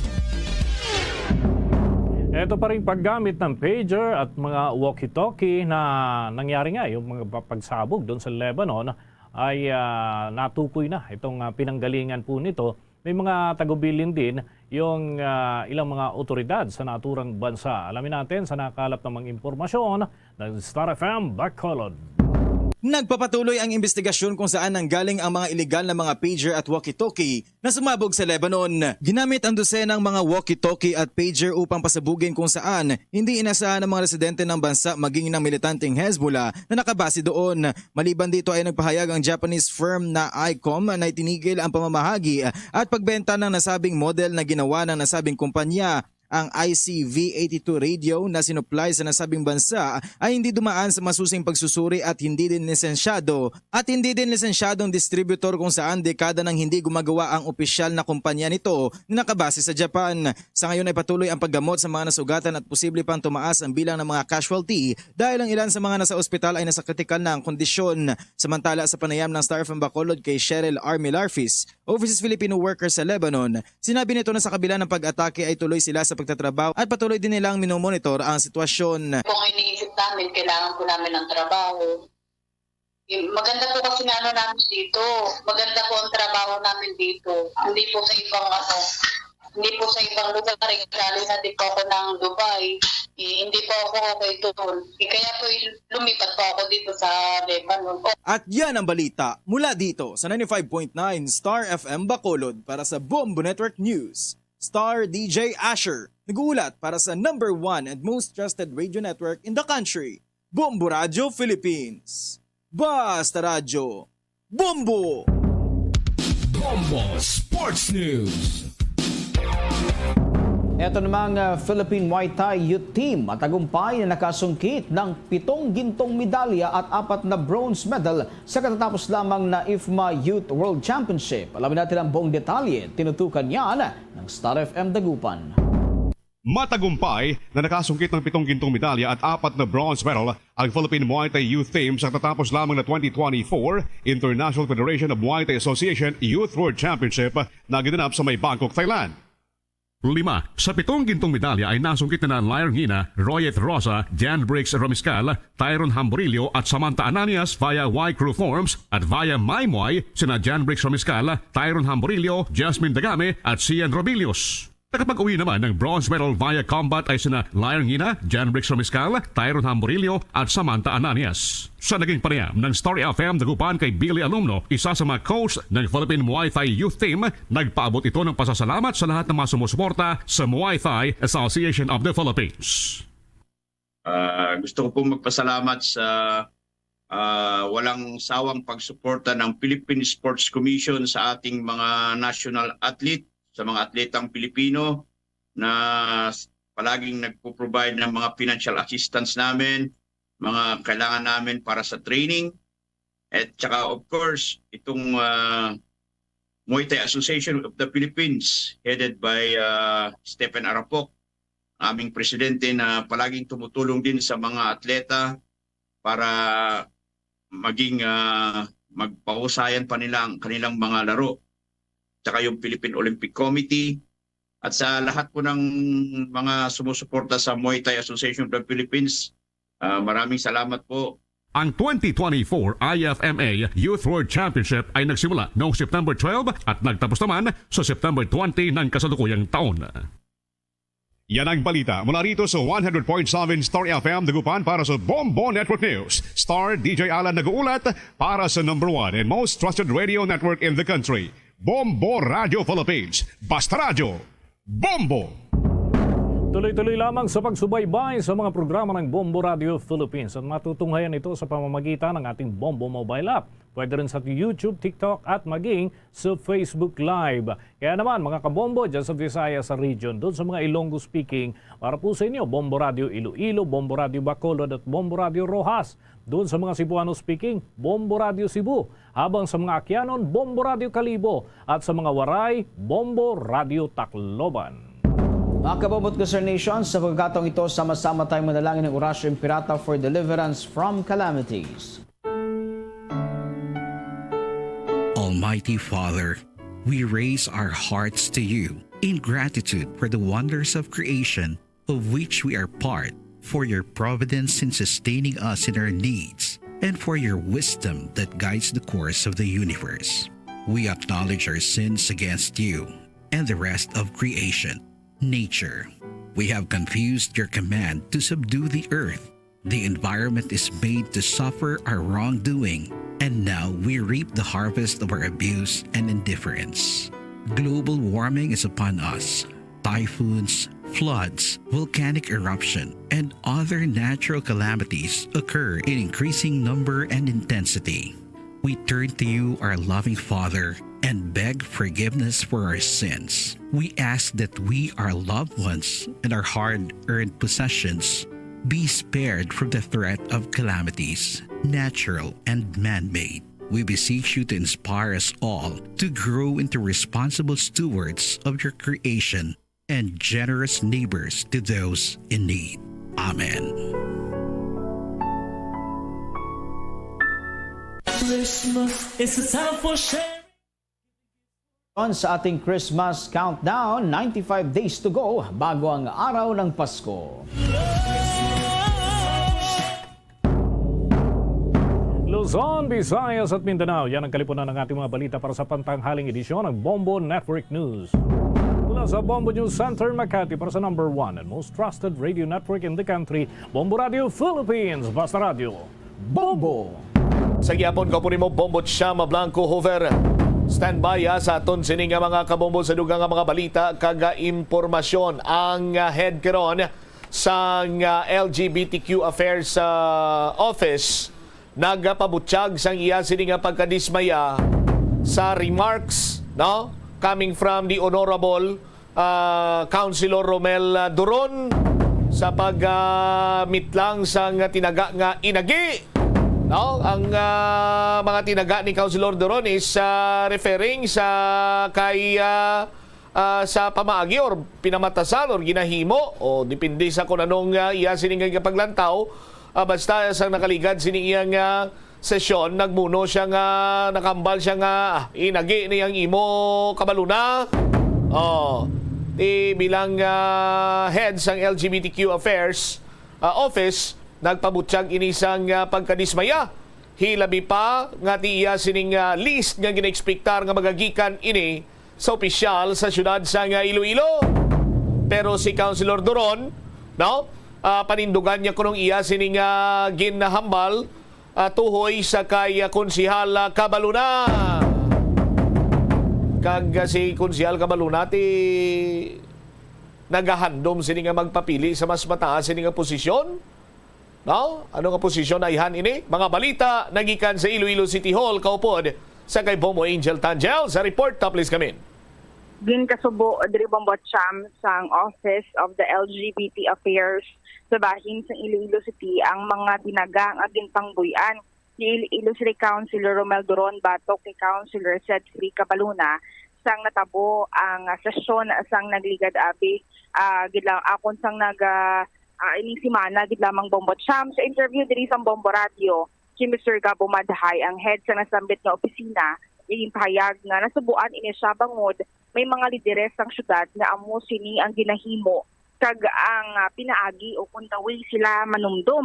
Suno kay Mr. Madhay hindi nila pagpasugdan nga ibagay ang paggamit sang tinaga nga agi sa pagpakanubo sa isa ka tawo o kung ang exact term gani diri ni Mr. Madhay Bombot Cham sa weakness and stupidity. Patag niya nga ginpalampas lang nila ang una ginhimo ni Councilor Doron nga paggamit man sang tinaga ang inagi bilang expression bangod nagapati ni sila na posible unintentional pa ini kuno Bombot Cham. Kaya for how many years and ever since gani kuno nga madugay na nabudlayan ini sila nga mag halin abi sa do perception sa mga pumuluyo bala kun iban sadto bala Bombot Cham nga once din nga hambal ka inagi or ang based on the gender bala buot silingon nga kung mahinhin ka o kung medyo dumalumok ako na magulag buot silingon mas mahina ikaw kag do kumbaga do hindi maayo lang tawon Bombot Cham nga do wala ka sang enough nga strength o kung na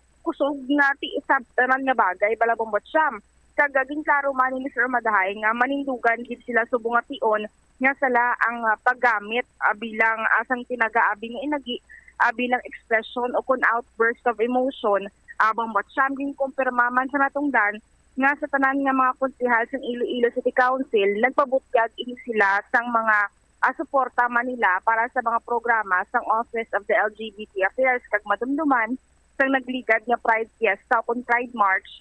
Isa sa mga konsehal nga nagpakita agad sang iya personal Bombot Cham nagka-join siya sa Pride March si Councilor Romel Doron dugang pasang natungdan nanging professional ang nanging sabat ni Councilor Cedric Cabaluna apang nagahulat ini sila kung tani nga mayara nga iban nga mga konsehal nga nanindugan para nga ihambal kung ano insakto sa bahin ni Councilor Romel Doron. Pamatyan sa Balaw Bombot Cham ang kabahin diri sa nanging pahayag ni Mr. Gab Umadhay sa aton interview. Ginakasubugid sa aton opisina nga ang aton leaders ga practice ang amo sini nga wrong connotations. Amo we will not tolerate this anymore nga ihambalon nga ang inagi is synonymous to weakness or synonymous to being a downsider. Let's break that idea already. Let's change the perspective of the persons that it's gender regardless you understand or not, it's not an excuse to discriminate. Well, kita diri sa City of Iloilo, ga-celebrate kita ang pinaka-inclusive nga city, pagkatapos may amo pa na nga mga ideas ng leaders ka very wrong, hindi siya manami pamatian nga mo sina. So subong ako manindugan ni kami nga sala gid nga gamiton na as an expression, sala nga gamiton siya as an outburst of emotion. It's because ang inagi is not synonymous to weakness. Ang inagi is not synonymous to a crime or a downsider. Kinananggid nga mapabag-uta ang perspektiba kag mapa-improve ta ang panglingwahe sa mga tao. Sir Gab, balik-balikan ta lang, hindi lang ni siya first time. Kaysang way back August, isa man sa mga nangin hot topics ang tawag man or nagpagwa man sang phrase ni si Councilor Romel Duron. That time, sir, na-monitor niyo man ang muni nga incident? Yes, no, nag-abot na sa aton opisina na that time, no. We allowed it at first, no. It's because a bit unintentional. Pero kay kaduwa na, medyo may intention na siya. Meaning, no, ara na sa tawo nga ginagamit gid nga mo nga phrase. So gusto tagid na ipabalo no sa tanan. This is not just only for our leaders, but this goes to everybody nga let's grow up from that, no. Hindi ta na paggamiton na kagkalain, no, as a member of the LGBT community. Kadigreading sa amon kay we've proven ourselves to be stronger than the most of the population. We've proven ourselves to be wittier than that, and just because of that ginabalik kami sa box, ginabalik kami sa idea nga amo na kami liwat, no. Kakapoy nga to constantly prove yourself that you're stronger than the rest. So amon is let's be better leaders, let's be better persons of Iloilo City, and let's communicate in a way nga kung kapakigid man ti your language is not an excuse to discriminate. And Sir Gab, kung balik-balikan the last time kitang taman sa Pride March nga isa sa mga nagtambong nagpakita si Councilor Romel Duron. Sir, on his part kag imo communication sa iya, nagambal siya sa support niya sa LGBTQ affairs sabi or in the inter-community Sir Gab. Yes, no, tanan gid nga councilors actually gasuporta gid sa aton nga advokasya.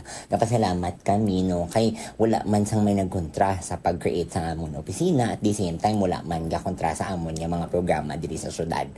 Ang amon lang gid is a reminder to everybody nga well, we celebrate Pride. Pride is not just about colors.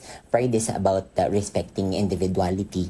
Pride is about celebrating our failures in the past, no?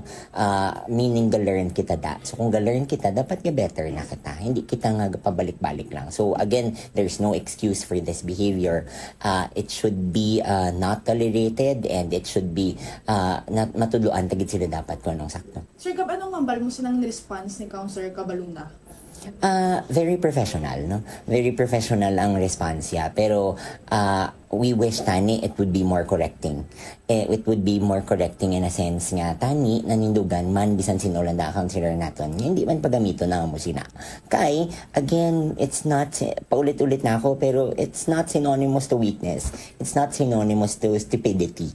So tani no may kun ga support gid man ang aton nga mga leaders. Untod tuod gid ka mo nga suporta sa amon community. Let's not be boxed in that idea. And Sir Gab, magkaplano ka nga mag-send letter in behalf of isang Office of the LGBTQ Affairs sa kay Councilor Duron to call out his attention? Yes, no, kay hindi lang man ako ang patimana na sa amo sini.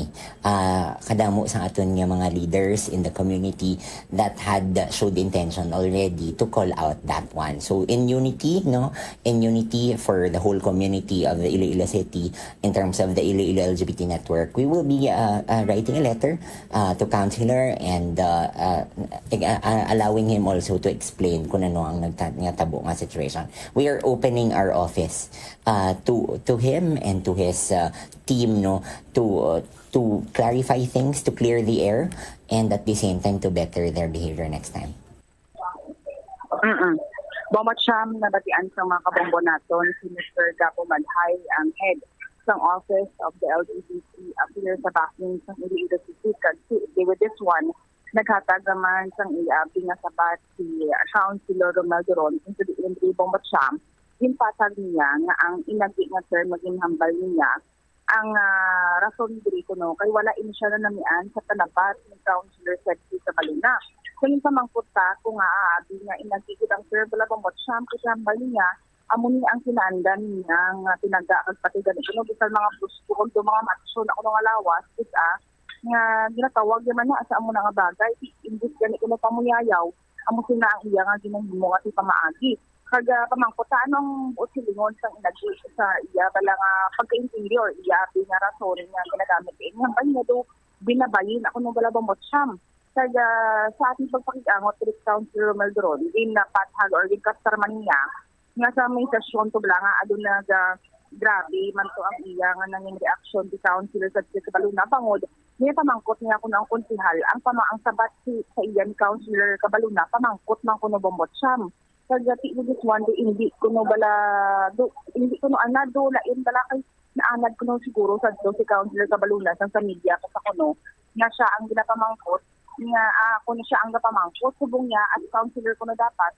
kabalo siya kuno maghatag sang sabat pag begin luyag man dili robot siya nga may mga times nga nagaka-offend ini siya sa abi pag-uptunay nila ni Councilor Cabaluna kasi aki sarapit nga uptunay sila sa lineup civil sa kihapon ang nilapaptunay pero ito may mga tinion gate nga hindi maayo dili ang nga relasyon pero this one padayon sa kihapon pero robot siya ang casual nila na pag sa pakanay man when it comes sabi nga magalibot or istorya kag wait one nagpangayo man sa pasensya niya si Councilor Romel Doron nga abi ni mga na-offend pero sa gihapon ang iya abi diri nga wala man siya sa intention bala bumot siyam nga amo sini ang mabatsagan sang LGBTQ community pamatian ta bala ang kabasin diri sa nga pagpahayag ni si Councilor Romel Doron sa atong interview.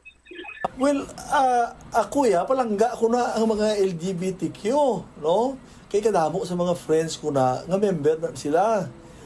In fact, I've been lawyering for some of them, no? May mga ginakusar sa ila. Ako gani nag-act as a lawyer. May staff man ko di member man na, no? Do pila na di ka LGBTQ member nga nagagdo di sa akon. Ang isa nga known gani daw kagawad sa Tikod si Melvin Pilais Sinitilio bala kung makilala nyo empleyado na dito solusyon ako wala ko ya suportar ko ya si imo kay do wala man to no ang nabatian niya man no si may isa man si Jose Tamos nga mga member nga kapangayo na bulig sa akon kag ginarespeto ko ang ilang stand na nga amo na sila no kag wala ko kapakalain ang ato yang akon nga paghambal nga inagi suliton ko naghambal gid ko na wala ko na ginadinay nga naghambal ko nga naginagi si Councilor Cabaluna tungod sang iya panabat sa akon do ka relevant man sang pamangkot ko kay ti issue related man to actually that started sang kwan initially wala gid ko nagapakalain na siya kay isa lang na kami ka grupo man actually mo sa tuod lang, isa kami nakagrupo. In fact, we go to Manila together to attend sang okasyon sang common friend namon. Kag every time may friend kami nga magkagtudi, isa man ara man na kami. Kag we campaign, nagalibot kami bala, isa man lang kami. So wala gid civil na kami, no? But there are times na-offend ako sa iya, sa tuod lang. In the sense nga, every time mamangkot ko, ginabalik niya ang question sa akon. I think ara man kamuda, hindi ba? Nabatian nyo man na. So do hindi lang na isa ka-instance, nga amo na siya permi, kung ako mamangkot, kay siguro nalipat na siya nga hindi na siya media. No? Kaya ito media used to ask questions. Isubong kung konsihal ka mo yan, kamo naman yung ginapamangkot kung isa mo. May tanin kung ginapamangkot ko, abi irrelevant, but very relevant gid sa issue. Kaya iti ang nag-decide sa council, hindi lang bala ako o siya. It's the council who must be informed kung ano gid ang matutuod. Kadamo na instances. When we say ang hamba mo nga do ka inagi pang sabat ni Councilor Cabaluna, what does it supposed to mean, Councilor? Supposed to be nga ang iya nga actuation bala. Ibis nga sabton niya lang ang akon nga pamangkot, ibalik niya sa akon ang pamangkot. So daw term ko na iya always, hindi lang ko nagambal sa iya. In other persons, ginambal ko man na. Maskin kuhan ka pa, masin matso ka pa. Kung isa kung dinunto ka, kung isa gina-refer ko na sa amo na, no? Siguro imbis nga mamuyayaw ko, do amo na yan akon bala nga nasawaan, magambalaw. So, but no offense sa mga members ng LGBTQ, kung na-offend sila, but I'm sorry, no? Why ko ya directly against sa inyo, kay nagabulig kuya sa LGBTQ community. In fact, sa pagparade, gani inimbitan nila ko, aragi ko. I appeared. Nagkagpapicture ko sa ila. Kanami isang ila mga costume. Alam mo, nagadayaw ko na sa mga talent nila mo. Tiway kanami, very much welcome. Gini, never nga i-discriminate sa mga members na. Abi, can you cite instance nga nag-discriminate ako? Kay wala gid, I always welcome and I always serve sang tanan nga nagakagto sa akon regardless of sex or even affiliation whatever. Ang kuan na to term lang to nga nagamit ko, tinatabuan lang nga digin iritarya ko, so do amo tong nadumduman nga nagsulod man sa ulo ko. Di nagambal pa siya gani nga nyati kung gusto mo ang tricycle dalon ta pati sa babaw kamuno pa na siya ti man diyan amo na sabat mo sa akon. Is that proper decorum for a fellow councilor? Pero sir, ang based on the interview man with Sir Gabadhay sir, nakaka nang ay sa kuno diri is like do ang inagi ko no sir nga term is like it's parang do ginatabid siya sa pagiging weak kag do negative siya bala sir na derogatory siya. I do not know exactly sang kung ano man niya nga meaning.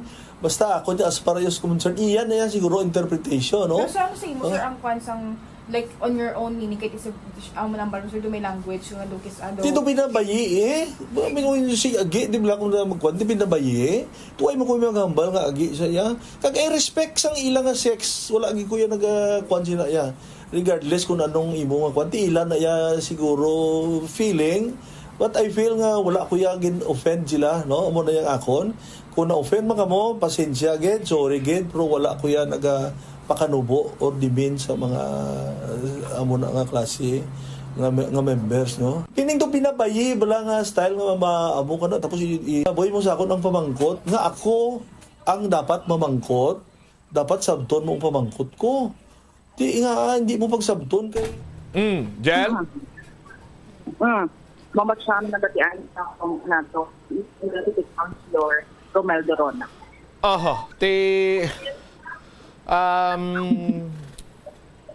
Nandan ako noon nga termino ni Attorney Doron, but let me remind Attorney Doron nga konsihal siya kag ara sila iya sa sesyon, ara sila sa session hall, ara sila gobyerno sining building, government building, kag dapat ang ila sining pinamatasan eksakto or proper, yara sila sa proper decorum and behavior, no? Kay ti kung pasugtan lang nato ng mga kasubong sini, ti daw wala na yung kinalain ang higad sang dalan or ang mga lugar nga ginaistambayan sang mga tambay nga mga tao, mga sunoy, no offense men sa ila, no? Ti daw mapanggin naton karon nga kay kumo amo na yang nanda ni Attorney Doron, ni Konsehal Doron nga mga tinaga, gamito niya sa sulod sang session hall. Amo na gagibomot Cham ang observation nun bala. Isa ko ka i-point out pagid, ti hambal ni Mr. Gab Humadhay, hindi na nila pagpalampuwason, no? Ti kung hindi nila pagpalampuwason, anong lihok nga ila sini nga himuon? Ano ma-file sila sang complaints batok sa kay Councilor Doron? Kay ang mga tinaga nga dismayado, ginapakabalaot, way man nagyapon sang mambal naton epekto sa kasubong sining isyu. Kayang punto sila diri, no? Nga ang mga public official sa aton sining mga kabumbo, no, should maintain sang eksakto siniiyang pinamatasan, no? Ang mga public official shall always uphold the public interest, no? Kag sa ngalan sang professionalism, ti dapat ining mga public official shall perform and discharge their duties with the highest degree of excellence, professionalism, intelligence, and skills. Oh? Ti kumo kay kinaandan na yan ni Attorney Doron, okay lang, pasugtan ta lang nga magpang-insulto siya dira sa iya sini nga mga kopdanan. Oh? Ti sinong masaway sini sa iya? Jel? Actually, Bombotsyam, nakapagwa diri ang Office of the LGBT Affairs ang ilang official statement nga gina-call out ning nangin hinimo abi ni Councilor Maldoron kasi yung nang nila nga do remarks of homophobia ini siya pag hindi maayong isa ka leader amo na sina ang mindset pala Bombotsyam nga dito bagwa dira nga kung i-tolerate lang ini siya wala sang magasaway siya sa bayan ng City Council do okay lang kung baga kahit sila may ara gani may ara gani nga ordinansa gani ang city nga anti-discrimination ordinance sila ang naghimon tapos Bombotsyam do sila pa may ara sa ilang violator Bombotsyam. Oh. Ti dapat sini once and for all mahatagan na nisang nagakigo sini iyang katapusan ining issue, no? Sa unethical behavior, no? Sang mga konsihal dira particularmente abi ni Councilor Doron, ni Honorable City Councilor Doron kay ti so far daw siya naman lang dira ang mayara sang unethical behavior Bumbo Angel, magluwas dira duway naman kita sang may nabatian sila dira nga may nagatawag pa sa ising kaperyo niya nga konsihal nga inagi o kung ano pa iya nga other forms of insult. Wala naman, do siya naman lang. Oh? Why galito pulos ang nagligad to mga memorandum, istorya, kores-kores galito. Nga nagpagwa sa memorandum to ngambal ni Vice Mayor Jeffrey Ganson bla. Why man galito pulos? Ginsulat man tos papel, nakaprint tos papel, ipanguli na lang to. Kay why isang disiplina mga konsihalo? Natawa ba lang? Bumbo Angel, kung mayara gid man sang debatihan dira, nagakadapat siniya ekspektaron naton nga mainit gid man ang dinabatihay dira pero hindi kita ya pagwa sa mga tinaga nga makainsulto sa aton sinisig kaperyo kung why nakita ya padaog sa kung ano man dira nga aton sini nga mga whereas dira. Hindi ba Jel? Ang mga ibang Bombotsyam kay do ka kwan bala, do ka laway man bala nga sila ang ara sa palibot kag ara kumbaga ginalagtaw man sila as role model sang mga pumuluyo tapos amo pa na ang kakabatian nila kay amo na galing nga kilala ko ni Honorable sa puno ang sa pangalan nila tapos amo sina ang nagakatabo sa bahay sa City Council sa palisang kilala ko bala Bombotsyam. So damo man sa mga symposium, mga talk na bala, mga orientation yang LGBTQ office why na tabi nga iupod kuno si Councilor Doron Bombotsyam. Ano? Iupod kuno si Councilor Doron sa mga symposium, mga talk ni bala nga naga-orient, talk about sa paggamit sa mga insakto nga tinaga nga hindi paggamito ng amo sini nga tinaga when it comes sa mga normal nga kwan kag dito maka-show bala Bombotsyam sang hindi maayo negative connotation mo sa isa ka tawo Bombotsyam. Dito ay naman na naguro yung pikto siya. Ang ginalauman naton tani nga makadisiplina sinadra sa ilati. Ado hindi man madisiplina si Atty. Doronte, mbot kung sino madisiplina siya ni. Pero magpadala man diri sang sulat nila ang opisina ni Mr. Gabo Madhay. Personally, tagtitagaan ini siya sang sion nga maka-explain para nga do educate anay Bombotsyam basi ko man nang istoryahan kaga magalain diri ang taga-pananaw or ang mga perception ni Councilor Romaldron sa amoy sini nga istorya Bombotsyam. All right. Dugang sa lang balita sa bahin sang Iloilo City Hall ining nanging statement man ni Councilor Sadki Cabaluna when it comes naman niya sa politika Bombotsyam bangon badamo sa gihapon ang naga-question, nagapulo pamangkot kung abi nga why not abi basi or mga offers man ni siya nagakabaton halin sa tiyak nga partido since dati nagbalik naman niya daan subong si former Mayor Glad Patrick Mabilog kag si basi siya ang kwaon bilang Vice Mayor Bongbong Cham. Sa ating pagpakigangot, City Councilor Cabaluna, ipahayag na handa ni siya kuno magsaka sa posisyon halin sa konsehal abi or may itanyag sa iya nga higher posisyon, handa agad ini siya.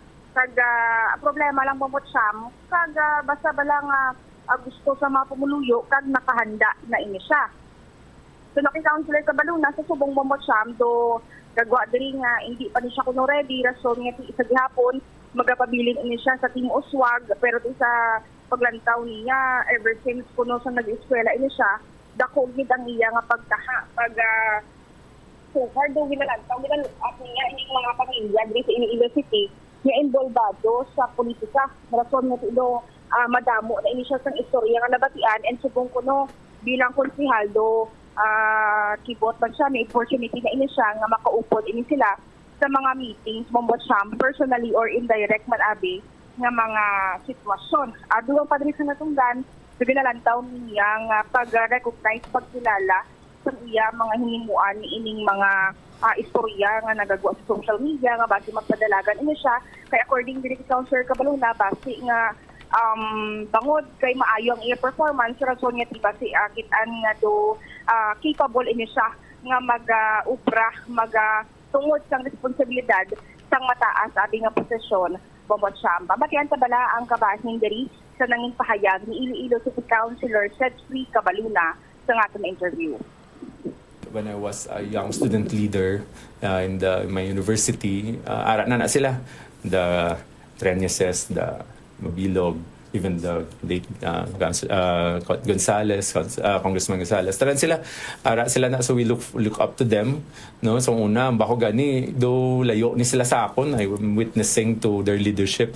Tapos subong, by the grace of God, I'm now part of the conversation or the meetings, upod ko na sila. So I'm grateful to the opportunity nga maupod sila directly or indirectly. And kung makuton mo man ako yan, I'm looking forward nga mag-abot sila para I can learn from everybody. I learn a bit in different ways. You learn by listening to people, you learn by observing people. So in that manner also, kung may mga issue man in terms of me running in a different position, ang sabat ko na kadamo pa ko kilanlan matunan. No? Hindi ganit sa pagkakonsehal, kita nyo man, every day is a struggle for me even if I tried to do what's best. Damo man yapon mga challenges. So damo pa kita nga gusto matunan. And ang damgo ta to serve, damgo na siya, hindi na siya ambisyon, no? So we continue to dream and pray kung anong para sa aton. But for now, gapasalamat ko yet, I'm grateful for each day given me nga makaserbisyo. So kung ano man ang palabuton, we leave it to God and to the people. And for now, happy ko sa posisyon nga ginhatag sa aton sa mga pumuluyo. If the day will come, no, nga ready kita, and ang community man gusto natin kita nga mag-okupar sa mas dako nga papel, we will welcome it, no, and basta ready kita. And it goes to the fact also nga hindi pa ko ready sa karon. Pero sir, ang to cut the story short, wala sang kamaturan nga makadto ka, masaylo ka sa piyak or may mga offers sa imo to run on the abi like piyak nga partido councilor? Most of these are, in fact, most of these issues are coming from social media. Makita ko mga post kung kaysa, kakibot lang ako. That's why ginapamangkot nila kung to. Di na ko wala kay wala man directly nag-istorya sa akon. I remember sa una, ang senior lawyer man nga, I respect, gin-mention ako. Tapos kinambaya man nga wala, man ko gin-istorya, gin-post niya lang. So, kisa I'm put on the spot, no? Maybe because also ako ganyan ba ko, I treat it differently. Wala ko ni gina-approach nga masaylo ko hindi. It's probably a recognition man nga we did something here while we're counselor nga would merit the consideration nga basi masaha kita. Mula nang ginalantaw kung basi in a positive note, basi may ginobra kita nga sakto para ginakonsiderar kita. And on that, ay dala lang ko anay. Kaya kung ako member, ako yasan line up ni Mayor Jerry sa Team Uswag and I'm here to stay. Like, dito lang ko yapan sa bako, hindi ko ready, guro. So it's not a question whether ofera nila ko rin di. At this point, hindi pa ko ready mag-okupar sa mas takong atong daan. Bombot siyam na batian sang mga kabombo naton si Iloilo City Councilor Sedfrey Cabaluna. All right. Ini si Bombo Angel Pichilierta na para sa the number 1 and most trusted radio network in the country, ang Bombo Radio Philippines. Basta Radio, Bombo. Salamat gid na Bombo Angel Tan. Tikon sa paglantaw ni Councilor Cabaluna nga preparado na siya. That's the time kuno nga makadecide siya. Bro, kung mag-amusin na nga do permilan siya ginaway ni Councilor Doron, base kung matimpranuhan ang desisyon ni Councilor Cabarula nga magpadalagan sa mas mataas nga posisyon. Kaya do si Councilor Doron walang permi nag-away nila sa kaya Councilor Cabaluna. Sa aton sini nga mga kabumbo. Sus Maria Kagusip po. Hindi mayo nga mga ihimplo kon amo sini ang masami nga makitaan, masiplatan kag mabatian nato nagikan sa aton sini nga mga opisyal sa nga aton sini nga syudad. Nga nagapang tawag sa mga pangalan, nagapang insulto sa sini isig kaparyo. Dapat ini nga matapna na no sa aton sini karon niya nga mga kabumbo kay hindi lang niya madala sa ginapakamalaot, hindi niya madala sa kung ano pa dira iya nga mga statement ang dapat sini iya banwa may mga lihok kamo nga paghimuon para nga matapna na ining pagka brusko sa malain sini iya nga pamagi ni Councilor Romel Dorono. Hindi iya pwede kag hindi iya mabaton nga kaya mo na yang kinandan mo, no? Mo na yang kinandan mo nga mga tinaga dalon mo tuimo yan sa konsiho. Kag ako hindi kaya kumporme sa mga sabat o kung ano man dirang ginadibatihan sini ninyo, tawgon mo lang yang agi, tawgon mo lang yang inagi ang kasubong sini nimo nga public official man. Diba si pamala makamarasmas man si Councilor Doron kag dulaon niya nang amo sini nga nandan niya sini nga panabat hindi bla sa aton sini nga mga kabumbo. Tinipindi na siya kung gusto niya pa nga magpadayon sa pagkakonsyal dapat liwaton niya kag ligwaton niya sini nga pinamatasan kay remember Councilor Doron ang atubang mo na da mga elected official, ikaw elected official, no? Why kaya nagatubang sa mga standby nga timprano pa nagapangalimog na sang tanduay. Sa aton sini nga pagpanumbalik ka banwa dugang nga mga balita kag impormasyon. 4th District Congressman Virginil Biron wala sa may nabatyagan nga threat sa politika sa 4th Distrito. Ini sa piyak sa pagdeklarar ni former police major Charlie Sustento Jr. nga mapadalagan siya bilang kongresista sa 4th Distrito bunggo sa kay Congressman Virginil Biron. Balikan tayo ni matapos sa bilang ka-importante nga mga panumdumangon. The Farmer's Bazaar, your traditional public market with the touch of Plazuela Dos, ang isa ka lugar nga gintukod sa tion kag sa kasagsagan sa COVID-19 pandemic nga may tinutuyo nga maghatag sa imo sang safe marketing experience. Subong nga ang COVID-19 hindi nagidman dako nga pamahog kag nagapakadto na kita sa next normal. Rest assured nga ang Farmer's Bazaar will further evolve agud nga magpadayon sa paghatag sa inyo sing satisfying marketing experience. The Farmer's Bazaar sa lower level tara na pahamtang ang fish, poultry kag meat section para naman sa inyo mga kinahanglanon nga prutas, utang kag iban pa, magbisita sa upper level pinaagi sa paggamit sa hagdanan o kon sa pagkadto direkta sa parking lot. The Farmer's Bazaar, your traditional public market with the touch of Plazuela Dos. Plazuela de Iloilo, Billboard of Activities for September 15 to 21, 2024. Kinaagdang tanan to spend part of your Saturday sa Plazuela de Iloilo Kag kamo ang pagalingawon sang Technocrats Band sa concert at the Plaza. Mangin inyo, umpisa alas 6 ng gabi sa Setyembre 21, Sabado. Sa tiyon sa musical show, napulo ka mga matahom nga plaswala di Iloilo Special Edition mugs kag madamo pa nga iban ang igaparafol sa mga suki sa plaswala di Iloilo. Sa Setyembre 22, Domingo, ginaagang tanan nga mangin kabahin sang Eucharistic celebration nga pagahiwaton sa Latolda sa mga adlaw alas 11 sang aga. Sa tiyon sang misa, pangayoon naton sa Ginoo nga hatagan kita sang gift of understanding nga ang tanan nga mga obstacle sa kabuhi ang kabahin lamang sang aton life's journey diri sa kalibutan. Plus wala di Iloilo, we remain to be one with you in a common hope for a better community and a progressive country in 2024. Yari nga mga epektibo nga pamaagi agud mapabilin nga safe ang pagkaon sa imo pamilya. Ipabili ng katinlo, maghugas sa mga kamot bago mag-uyat sa pagkaon, kag masami nga himuon ini sa tiyon nga naghahanda ikaw sa pagkaon. Maghugas man sa mga kamot pagkatapos nga nagamit ikaw sa kasilyas. Hugasan kag tinluan sa maayo ang lamesa kag tanan nga mga kagamitan sa paghanda sa pagkaon.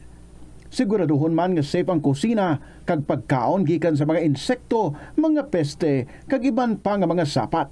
Ini nga pahanumdom ang ginadulong sa imo sang the #1 and most trusted radio network in the country, Bombo Radio Philippines. Basta Radio Bombo! Ang tumandok sang Haro, Iloilo City nga si Melquiades Gamboa Ihereyos ang pinakauna nga Filipino nga nagtapos sang Doctor of Laws degree sa prestihiyoso nga Oxford University.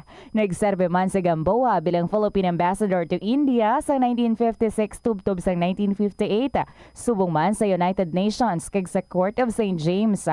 Nagsulat si Gamboa sang pila ka mga libro kaangay sang An Introduction to Philippine Law kag a Dictionary of International Law and Diplomacy. Ang pagpanguyab ang hindi man dapat kahangawan suno sa mga eksperto bangod isa ini ka natural nga proseso bilang response sa kakapoy apang ang ginpaandam sa mga eksperto amo ang sobra-sobra nga pagpanguyab sa diin masobra ka isa ang pagpanguyab sa sulod sang isa ka minuto bilang panugyan sa mga eksperto. Mas maayo gid nga magkonsulta gilayon sa doktor kung may nanutisyaran nga increase sa pagpanguyab, ilabi na gid kung wala man lang sang matumod nga rason. Ang simple nga paghusay sang buhok ang may pila ka maayo nga benepisyo sa lawas. Sunod kay Arthi Ragurama, founder sang Dega Organics nga nagaproduce ng handmade bath kag body products sa New Delhi, India. Ang mga tawo nga may dry hair, ang masami hindi mahilig nga maghusay sang buhok bangod sa kahangawa sang hair fall. Apang ang masami nga paghusay sang buhok ang makabulig sa blood circulation sa aton nga scalp. Naga-nourish man ini sang hair roots, naga-promote sang growth, kay nagabulig man agod nga malikawan ang hair loss. Sa aroma kag soothing feeling sa pag-inom sang tea, ang rason sang kadamaan nga paborito nga imnon ang tea. Sunod kay Ansley Hill, registered dietitian sa Western Oregon sa Estados Unidos, ang masobra 3-4 katasa nga pag-inom sang tea sa isa ka adlaw ang makadala sang hindi maayong epekto sa lawas. Kinahanglan nga moderate intake lang sa tanan nga ilimnon agod ma-achieve ang healthy living. Mas nanamian bala ikaw magtuon sa balay ipaanggid sa eskwelahan nga madamo ang tawo? Isa ka panugyan para epektibo ang pagtuon sa balay, amo ang pagpangita sa designated area agud nga matiniran kung ikaw nagasulat, nagabasa o kung nag-review. Pwede man nga lamesa sa kusina o kung sa desk sa sang inyo nga balay, pero hindi gid maghigda sa imo nga katre samtang nagatuon. Inibagod nagakatemtar gid ikaw nga magpiyong-piyong, tubtub nga dalayon na ikaw nga matulugan. Siguraduha man nga malimpyo kag organisado ang lugar nga imo ginatun-an. Ini nga pahanumdom ang ginadulong sa imo sang the #1 and most trusted radio network in the country, Bombo Radio Philippines. Basta Radio Bombo! Yari nga mga epektibo nga pamaagi agud mapabilin nga safe ang pagkaon sa imo pamilya.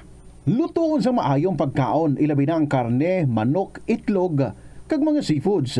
sa pagluto sa mga pagkaon nga may sabaw o konsar. Sa Pomorachi, Iloilo, Philippine Standard Time, 41 minutos na nakaligad sa takna sininga launa, balik diri sa pagpangalagad sa bombo na isaudto sa gyapon ko primo bombo Chama Blanco Hover. Why kabatsyag sa threat or why sa may nabatsyagan nga threat si 4th District Congressman Virginil Biron kasunod sa pagdeklarar ni Anay Police Major Charlie Sustento nga magapapili ini siya bilang kongresista sa 4th Distrito. Check tabala ang balita ni Bombo Lindsay Bade, lakip na sina diri karon. May mga nagdugang pagid, no? Nga nag-upod sa Partido Federal ng Pilipinas, ang partido sang aton sininga presidente. Bombo Lin sa mga report, please come in. Wala kabatyag Bombo Cham sang kontra si Iloilo 4th District Congressman Virginil Biron sa pagka-congressman sa palaabuton nga 2025 elections. Ini sa pihak sang pag-ako kag pag-anunsyar man sang damlaglang ni former Police Major Charlie Sustento nga magapadalagan ini sa pagka-congressman sa 4th Distrito Bungo kay Congressman Virginil Biron. Suno sa iya, hindi iya mabatyagan nga mainit ang 4th Distrito, bangod nga timiara siya sang kontra kag ti democratic country man kita. Suno sa iya, ang tanan miara sang miara sang kinamatarong nga magpadalagan sa anuman nga posisyon. Suno sa iya ya Bombo Cham. Kag ti sa iya nga pagkabalo, wala sa iya nagakatublag Bombo Cham sa anuman nga mga deklarasyon no nga mapahayag ni former Police Major Sustento sang damlaglang nga timiara naman siya sa mga line-up, tapos miara naman siya no sa mga gin-prepare nga mga mabunggo manabi sa naglain-lain nga posisyon sa naglain-lain nga mga kabanwahanan sa may 4th Distrito Bombo Chama.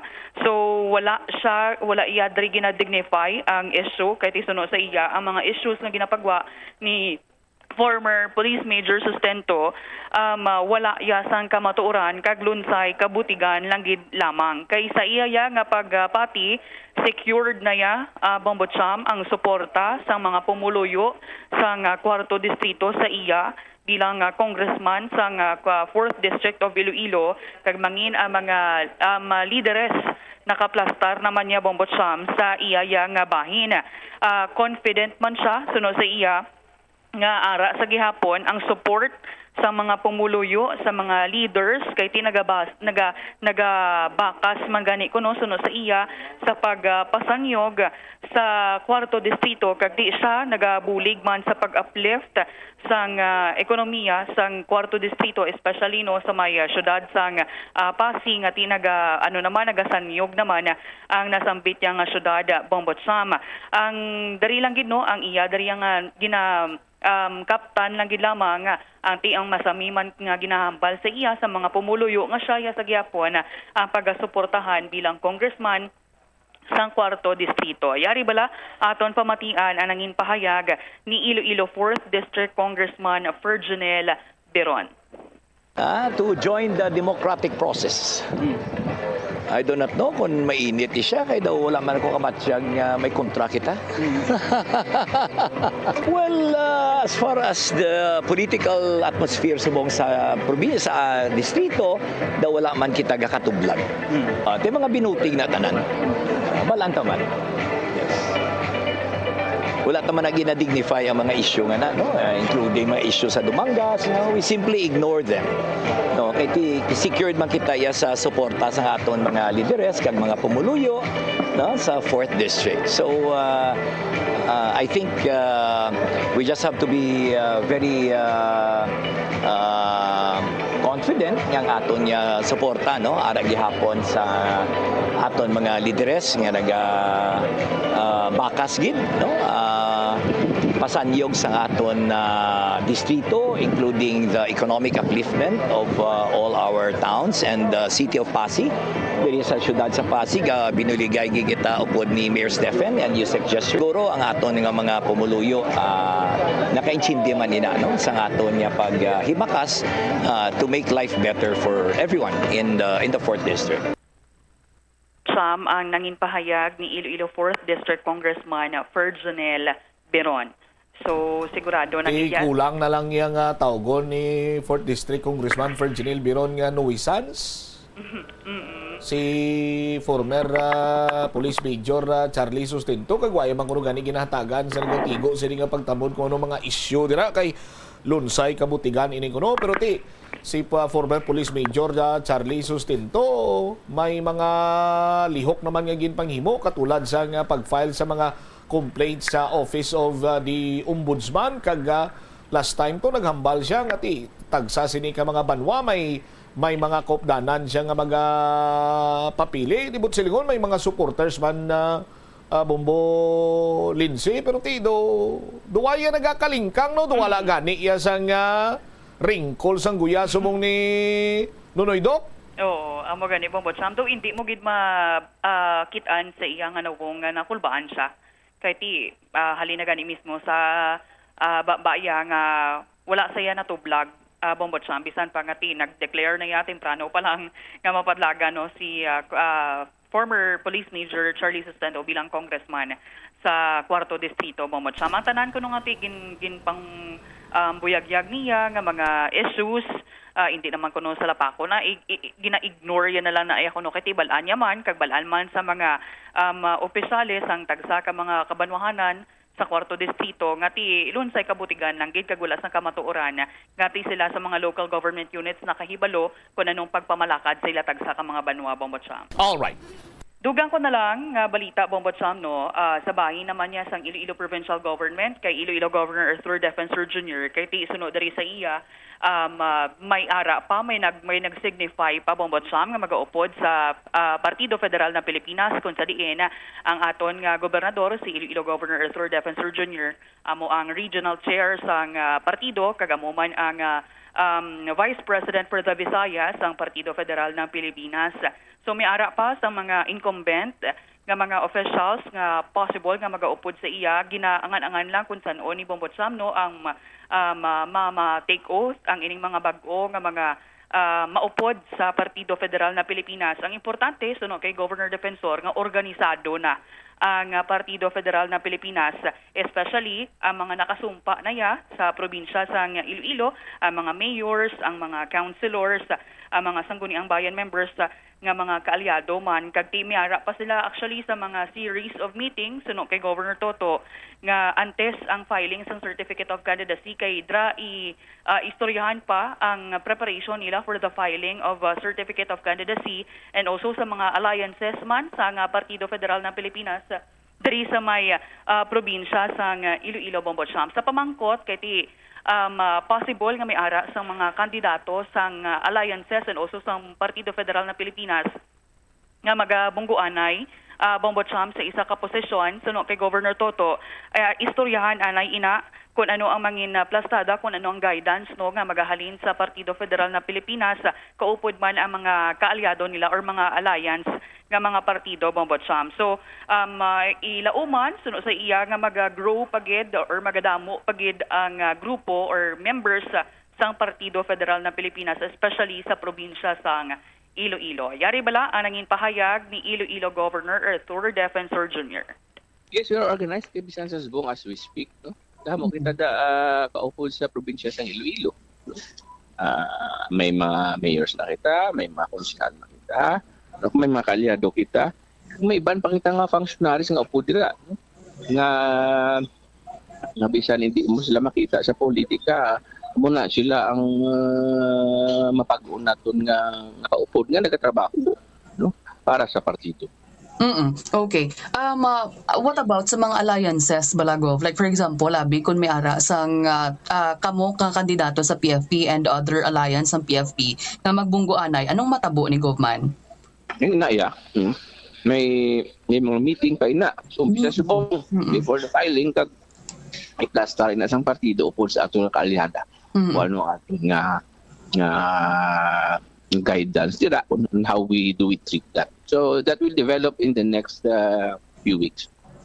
Dari sa aton sa Iloilo, Gov, may iban pa kita nga ginahulat nga mga officials incumbent abi nga mag-upod sa aton sa PFP, Gov.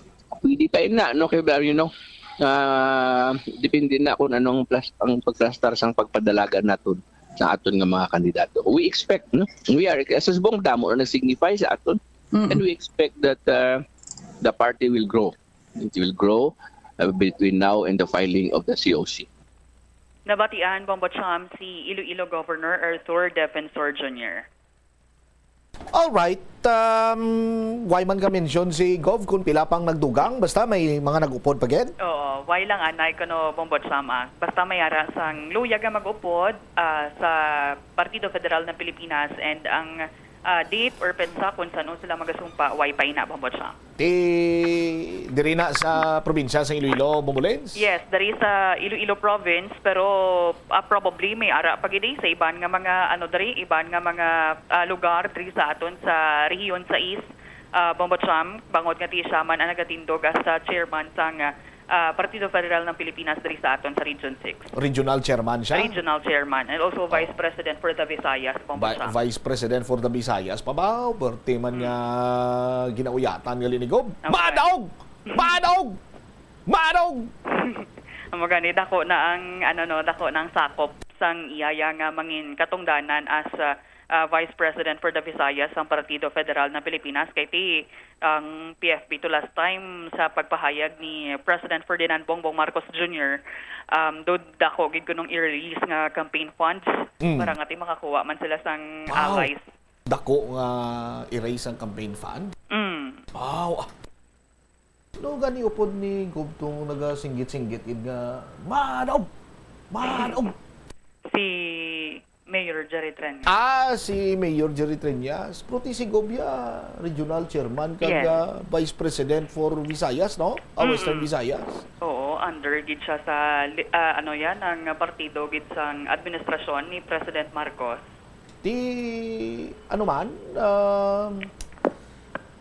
Makita ta pa nga maupod sila sa isa kayong tablado kag may magsinggit naman sa in the near future sang Madaog ni! Madaog ni! Madaog na ni! Lantawon to na sa 2028 basi mag-upod man sila Bombo Chama. Ani no? Sige. Oo, so lang taon na kung anong mangin development no, kay tinagahilapit naman ang filing sa Certificate of Candidacy that will be on October 1 to October 8, Bombo Cham. Ini si Bombo Lindsay Ermitanyo Bade para sa the number 1 and most trusted radio network in the country, ang Bombo Radio Philippines, Basta Radio. Bombo! Salamat gid na Bombo Lindsay Bade sa imo siniyang balita. Ingagawon ko lang balita ni Bombo Sol Viñas, 3 dakop lakip ng 16 anyos ng estudyante. Nabaklan pa sila sa illegal nga drugaw kag na-recover ang motorsiklo nga ginapasuni. Ila pa sini nga ginkarnap. Sus Maria kagusip po, no? Makol mo minor de edad na ulamid iya sa kasubong sini nga kaso pagbaligya sa illegal nga droga kag subong man sang pagpangarnap. Bombosol sa report, please come in. Bombo Cham, dakop diri ang 3 ka solterito. Lakip ng isa ka menor de edad sang nakuhaan niya ang mga ini sang ginapasuni siya busang gina sang nagkasa. Duwa ka soltiro, Gorosol? Duwa ka soltiro kag isa ka menor de edad diri Bombo Cham, no? Sang nagkasta sang drug by bus operation ining Alimodjan Municipal Police Station sang kaagahon lang gid diri sa may barang isa man mismo sa poblasyon ayon sang among nga banwa. Sa din aside diri sa ginapasuni siya bunga nakuha sa mga ini na kuhaan pagid sang pagkaaga sang nag-hot pursuit ining kapulisan sa pila pagid ka mga kaupdanan sang sining mga nagkaladakpan ang ining pila pagid or ang ining isa ka motor nga nakuha diri sa may barangay Bagumbayan Ilahas Alimodjan. Ang nagkaladakpan diri Bombo Cham amo Sanday Jolin Mark Aligor Francisco 19 ang pangidaron. Kag isa pagid diri ka kaparyente niya man, magkaparyente sila sa nanay si Marlon Jake Aligor Francisco, 18 ang edad, kag si alias JC, 16 anyos, isa ini siya ka estudyante. Diri man sa may banwa sang Alimodjan, puro ini sila taga-agsing Alimodjan, Bombo Cham. Kag di sang natigayon naton nga ma-interview ang hepe sang Alimodjan Municipal Police Station nga si Police Captain Marion P. Asparo. Suno sa iya ining duwa ka mag-utod Bombo Cham, may mga pila naman ini sila ka record kag kapila na gani magbalik-balik sa silangan nga balay dalangpan man dira sa may banwasang Alimujan bangod sa pila ka mga kaso involving abi sa physical injury or pila ka mga gamo-gamo man dira sa ilang area. Kag amo ni lately no base man sa pagmonitor sang kapulisan kag pag-surveillance nila nagdangat mga 3 ka adlaw ang pagbalik-balik kag pagtinguha nga matransact kag tinguha nga makuhaan sang pila ka mga drug items ining mga 2 ka mag-utod kag didto no upod man gani diring isa ka minor de edad nga bag-o pa lang nga gina recruit Manila Bombocham kay aside diri abi sa ining ginapasuni siya nga ginabaligya sang sining mga solterito naga-involve man gali ini sila sa ginatawag nga do grupo-grupo Bombocham dira man sa bahin sang ilang banwa sa diin hindi lang involving abi ang mga pila diri ka mga motor nap o carnapping nga mga incident sa ilang banwa mangin sa mga kaiping sining nga banwa diri sa my first district ining pila ka mga banwa sang may ara man diri sa may Uton sa may Haniway Bombocham nga ginapasuni sila ni ang ginatudlo nga mga grupo sang mga kabataan o kun mga soltiro nga nagapangkuha iya sang motor nga tias sa subong ang pila ka mga motor gani wala pa nagkala balik diri Bombocham kag ginabanta no yara sa 4 grams nga kabugaton gali sang ginapasuni siya buong nakuha sa ila nga may standard drug price nga 34,000 pesos. Sa dugang bala nga payag ipabati ta nga to nang interview kay Police Captain Marion Asparo. Ang mga pa ni ang duha ni kaligal subong sa una may mga record na ni sila sa balay silangan natin diri sa kwan sa banwasang Alimujan sa mga minor pa ni sila mostly amo nga wala ni mga kaban ni mga taan kay pabalik-balik wa sulod ni sa balay silangan mostly nilang record diri is physical injury pero ang minor ni bagulan ni nakaupod sa ila so first time tapos ma'am ini sila amo na ganing nga under investigation pa kay tungod nga sang magligad nga inadlaw may na-reported diri nga missing sa amon nga isa ka Rusi motorcycle. So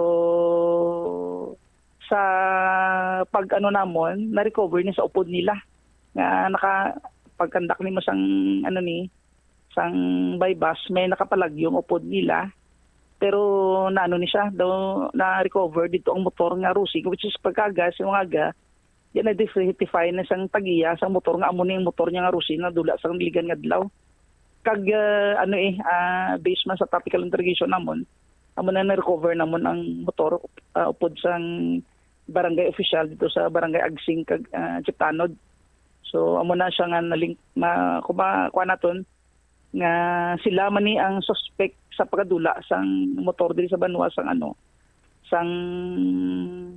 taga Alimujan kag under ginapadalman ni namon ma'am kay may suno sa initial information may grupo ni sila ni nagapang-biktima diri sa second district nga mga kakadula nga motor ma'am so regarding sa motorcycle gina-coordinate pa kami sa especially sa San Miguel kay may instance katatungan madula ang motor sa Uton kay may grupo ni sila ma'am kay ang sila style din nila ma'am once nga may mga for example kay kapadulong ato niya fiesta diri sa Alimujan so amo nilang style nila cover story nila nga kapang strike ni sila sa mga motor ma'am kag amo man nga motor amo man nga ginagamit nila para nga mag-engage sa illegal drugs ma'am as possible ma'am.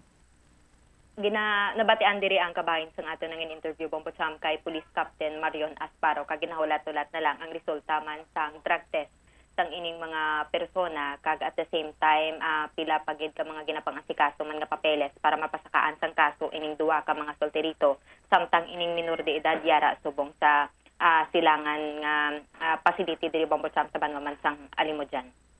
Tema brumug at gawani nga kaso Bombosol may druga na may karnaping pa sos Maria kagusip ti dugin usikan lang sini nila ilang puturo kay pananglitan nga mapasaka niyang kaso kung madutlan ini sila ba didto gini sila didto gini nila kumplituhon ang ila sini nga pagkahamtong sa sulod sa prisuan.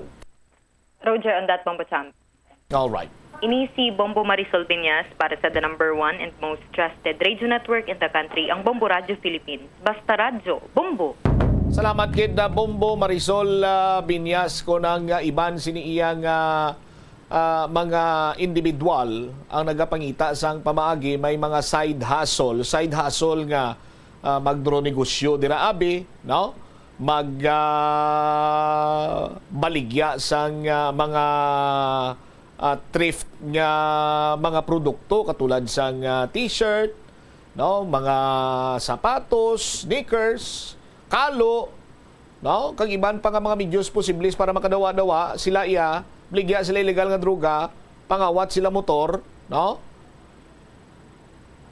Ti karon kay natiklo sa aton sa kapulisan, ti laban-laban prisuan gid sini, hindi lamang prisuan, no?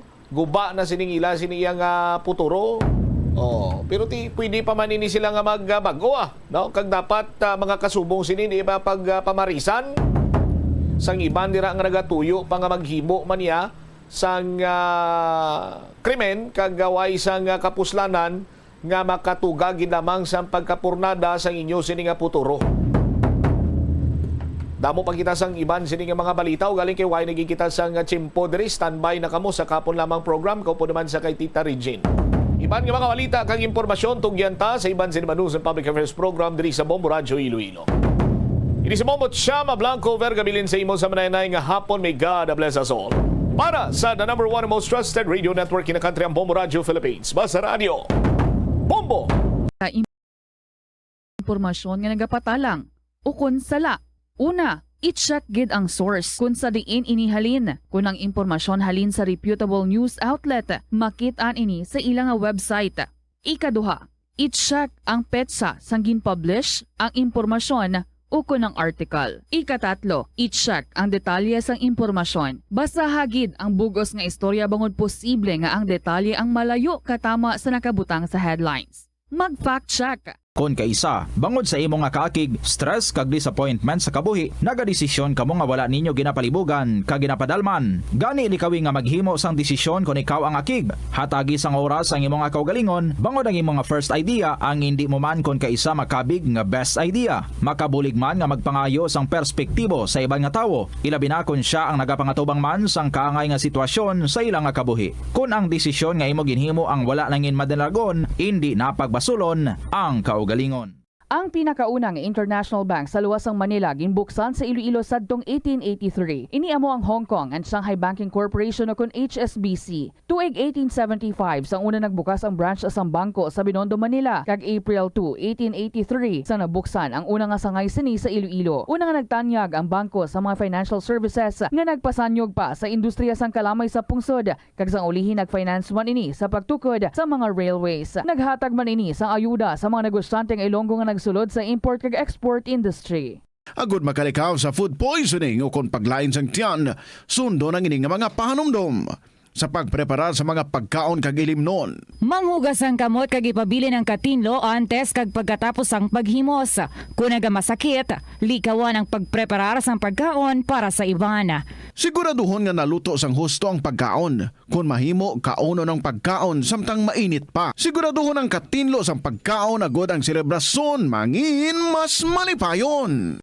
Kagasto gid bila sa imo adlaw-adlaw kag feel mo gid pirmi ang petsa de peligro bangod nga wala na gid unod ang bulsa. Gamita ang imo bulanan nga spending habits, amo man ang imo bulanan nga take home pay agod nga makasat ikaw sang budget nga imo gid masunod. Wala man sang pulos ang istrikto katama nga budget kaangay sang indi gid pagkaon-kaon sagwa. Apisar nga naandan mo na nga naga-take out ikaw 4 ka beses kada semana. Sa malipot nga pulong, himo ka sang budget nga nagasanto man sa imo nga lifestyle kag spending habits. Dapat nga himuon mo man nga inspirasyon ang imo budget para makaangkon ikaw sang bag-o nga mga hobby, kaangay abis sang pagluto sa sulod sang balay. Ini nga pahanumdom ang ginadulong sa imo sang the number one and most trusted radio network in the country, Bombo Radio Philippines. Basta Radio Bombo! Kung sa imo pagbugtaw, magpalanakit man lang ang imo lawas, base hindi ka naman namian magtulog. May panugyan ang pain medicine specialist nga si George Gergis. Simple lang. Una, maglikaw sa pagkaon nga nagapromote sang inflammation. Pilion mo ang madamo nga utan, prutas, whole grains kag seafood bangod ginapataas ni ang antioxidants nga nagabulig sa pag-reduce sang inflammation. Mag-exercise apang hindi man pagpatamaan. Ang movement nagalubricate sang joints gani nga makalikaw sa pain kag stiffness. Ang cyberbullying among paggamit sang offensive kag masakit nga mga tinaga online na ukon pinaagi sa text. Ang bullying ang nagatuga sang kasubok kag depresyon sa biktima. Magluwas ni, magabatyag siya sang kaakig, pagkadula sang interes sa mga butang nga iya naluyagan kung ikaw ang ginbully. Una nga tika nga imo himuon, amo nga magpangayo sang bulig sa tawo nga imo masaligan. Paano ka bala makabulig nga mauntat na ang bullying? Simple lang, don't be a bully. Hindi mag-post online nga makahatag sang sakit sa balatyagon sa isa ka tawo. Ang hair loss o kung pagkaunod sang buhok ang isa sa pinaka-common nga problema sa bilog nga kalibutan. Santo sa pagtuon, ang tag sa kapersona nagakadulaan sang isa ka gatos ka strand sang buhok kada adlaw. Paano ba mapunggan ang pagkaunod sang buhok? Una, dapat regular nga habunan ang buhok gamit ang mild nga shampoo. Makabulig man ang pag-inom sa mga bitamina batok sa hair loss, kaangay sang vitamin A, vitamin E, kag vitamin B. Ginarekomendar man ang pagmasahe sang scalp gamit ang essential oils. Likawan ang pagbrush sang buhok kung ini ang basa. Testingan man ang pagpahid sang garlic juice, onion juice o kung ginger juice. Ipabili nini sa buhok overnight kag bunlawan pagkaaga. Importante man nga magpabilin nga hydrated gani mag-inom sang madamo nga tubig, kag likawan ang pag-inom sang alcohol, pagpanigarilyo, kag syempre, likawan ang stress. Masami bala nga dry kag nagakapila sang imo nga bibig? Masami nga dry, nagahapdi, o kung nagapanit-panit ang bibig sang isa ka persona, kung mayara ini sang habit nga pagdilap o kung pagkagat sang iya galingon nga bibig, o kung paggamit sa mga produkto nga makairita dere. Ang mga causes ng chapped lips sa mo ang dry weather, kakulang sang oil gland sa bibig, paggamit sang lipstick o kon lip balm nga hindi hiyang ang bibig bangod nagakairita rin ini. Tuman nga exposure sa adlaw kag hindi pag-inom sang bastante nga tubig. Ang ginarekomendar nga treatment diri among paggamit sang husto kag maayo nga lip balm, pag-inom sang madamo nga tubig kag paglikaw sa masami nga pagdilap sang bibig. Kung maglala pa ini, magpadulong na sa espesyalista agod mahatagan sa kakaigo nga prescription para sa bulong. Kalabanan sa karon ilabi na sa mga pamatanon ang masami nga nagagamit sang earphones o kon headphones sa tion nga nagausar sang gadgets. Apang ano bala kalawig ang aton paggamit sang earphones kag headphones? Nakahibalo bala ikaw nga ang tuman kalawig nga paggamit sini ang makatugas sang ear noise o kon acoustic trauma? May pila naman ka tips nga makabulig agud mahalungan naton ang aton dulunggan kag pamatin-an. Dapat nga ipabilin nga yara lamang sa 60% ang volume sang aton nga mga earphones o kon headphones. Likawan nga magsobra sa 4-5 ka oras ang tayuyon nga paggamit sang earphones o kon headphones. Magtala na sang 15 minutes nga break matapos ang 1 ka oras agod nga makapahuway ang aton nga eardrums. Masami nga tinluan ang earphones o kon headphones kag mas maayo nga gamiton ang duha ka earpiece sang earphones. Siling nila, mas malambing ang bata kung ini ang nagtiti sa iloy tubtub sa duha ka tuig. Ang breastfeeding, ang mayara sang maayo nga ituga sa iloy kasubong man sa lapsag. Ang breastfeeding ang nagahatag sang nagakaigo nga nutrisyon para sa mga babies. Ang breast milk, ang mayara sang importante nga antibodies. Nagapanubo man ang breast milk sa risgo sang balatian kag infections. Nagapromote man ang gatas sang iloy sang healthy nga kabugaton sang lapsag. Sarang man nga makapaalam sa babies ang breastfeeding. Samtang sa iloy naman nga nagapasuso, nagabulig ang breastfeeding sa pagbuhin sang kabugaton. Nagabulig sa pag-contract sang uterus, nagapanubo sang risgo sang depression, nagatap na sang menstruation, kag makabulig sa pag-save sang oras kag kwarta. Mahilig ka bala magkaon sang chicherya? Dapat nga likawan ang masami nga pagkaon sang processed junk food sa baylo, pilion na lang ang pagkaon sang matuod nga pagkaon. Santo sa mga research ang processed junk food ang tuman ka makahalalit sa lawas. Ang ini nga mga pagkaon ang ginhimo agod nga mag-trigger sang pleasure center sang tawo kung sa diin ginapapati sini ang utok nga magkaon sang sobra-sobra. Kung kaisa nagatuga man ini sang food addiction sa pila ka mga individual. Apang mga kabom ang mga processed junk foods ang may manubo nga fiber, protein kag micronutrients samtang mataas man ini sa mga hindi healthy nga ingredients kaangay sang added sugar kag refined grains. Ang processed junk foods ang indi man makahatag sang calories sa lawas. Ang 1,000 peso bill nga ginapagwa sa karon sa Bangko Sentral ng Pilipinas ay isa na ka polymer banknote. Ini ang nagaisahanon nga Philippine peso denomination nga mayara sang polymer banknote version. Ang Cotton Abaca version ang naga-feature kanday Jose Abad Santos, Vicente Lim, kag Josefa Lianes Escuda sa Atubang. Samtang ang Tubataha Reef Natural Park kag South Sea Pearl ang gina-feature sa likod. Samtang ang polymer version naman nga una nga gin-issue sang Abril 2022 ang naga-feature sang Philippine Eagle sa atubang samtang sa likod pariho ang design sa iya sang Cotton Abaca version. Yari ang mga tips agud mapabilin nga mahipid ang 1,000 polymer banknote.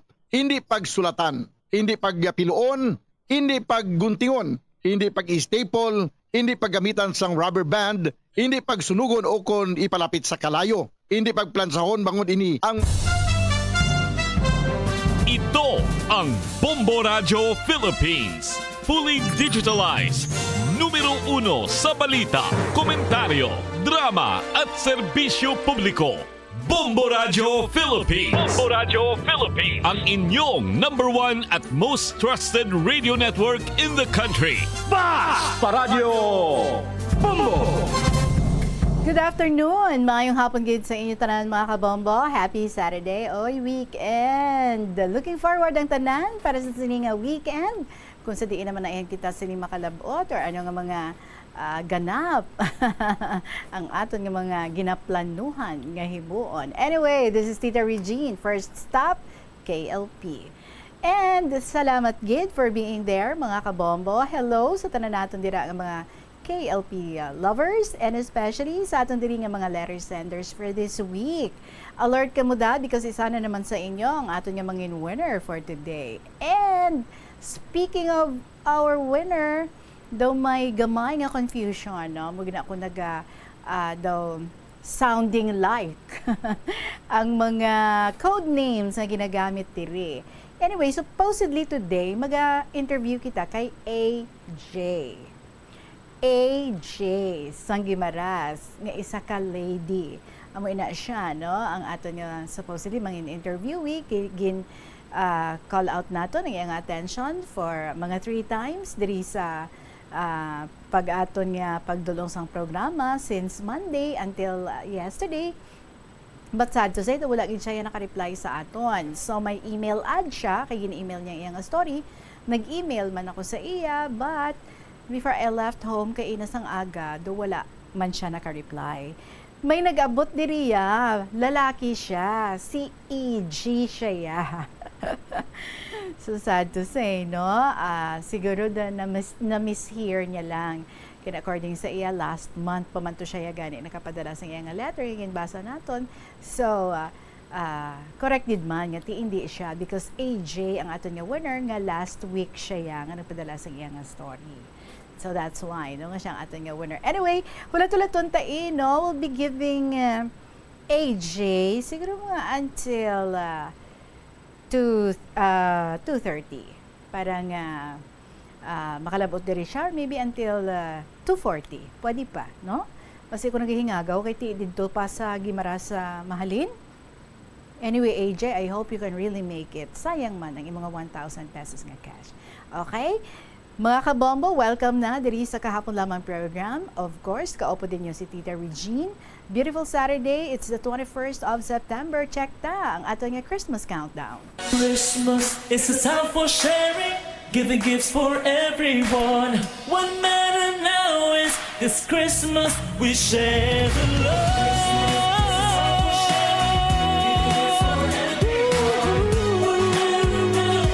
This Christmas we share.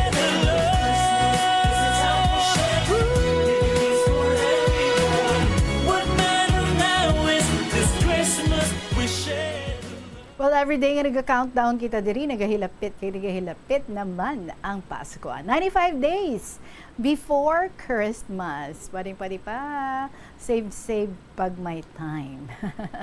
Para nga may i-share kita nga love with other people. Especially sa aton mga loved ones, sa mga necessary people. 15 minutes after 2 o'clock, here's our song for you sa sining hapon from Jonel Gavin. Bilanggo. Welcome sa KLP.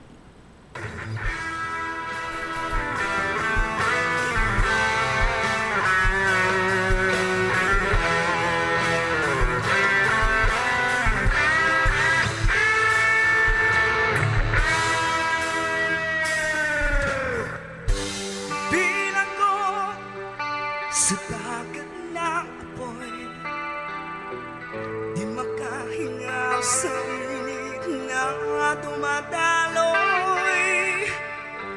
Ialay mo ang bagong pag-asa sa tulad kong nasadlak sa pagkakasala. Iahon mo ako sa nagliliyap na apoy at nang maiwaglit ang bakas ng kahapon. Iahon mo ako sa nagliliyap na apoy na aking matikman ang tamis ng sandali.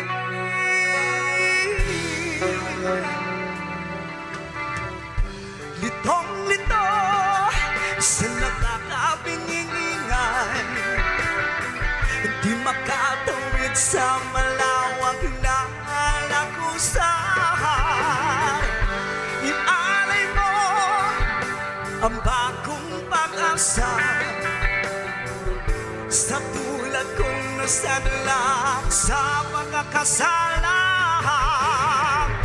Iahon mo ako sa nagliliyap na apoy at nang maiwaglit ang bakas ng kahapon.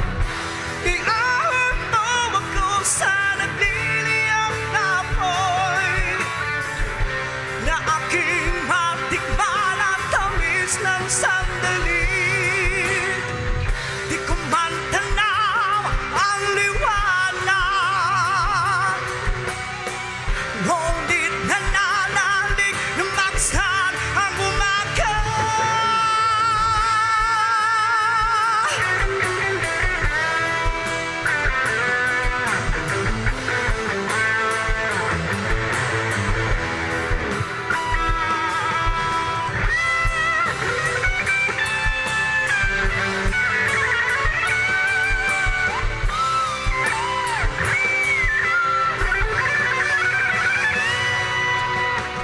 Di makahinga, di makatawid at bilang ko sa dagat na apoy. Iahon mo ako sa nagliliyap na apoy at nang maiwaglit ang bakas ng kahapon. Iahon mo ako sa nagliliyap na apoy na aking matikman ang tamis ng sandali. Iahon mo ako, iahon mo ako, iahon mo ako.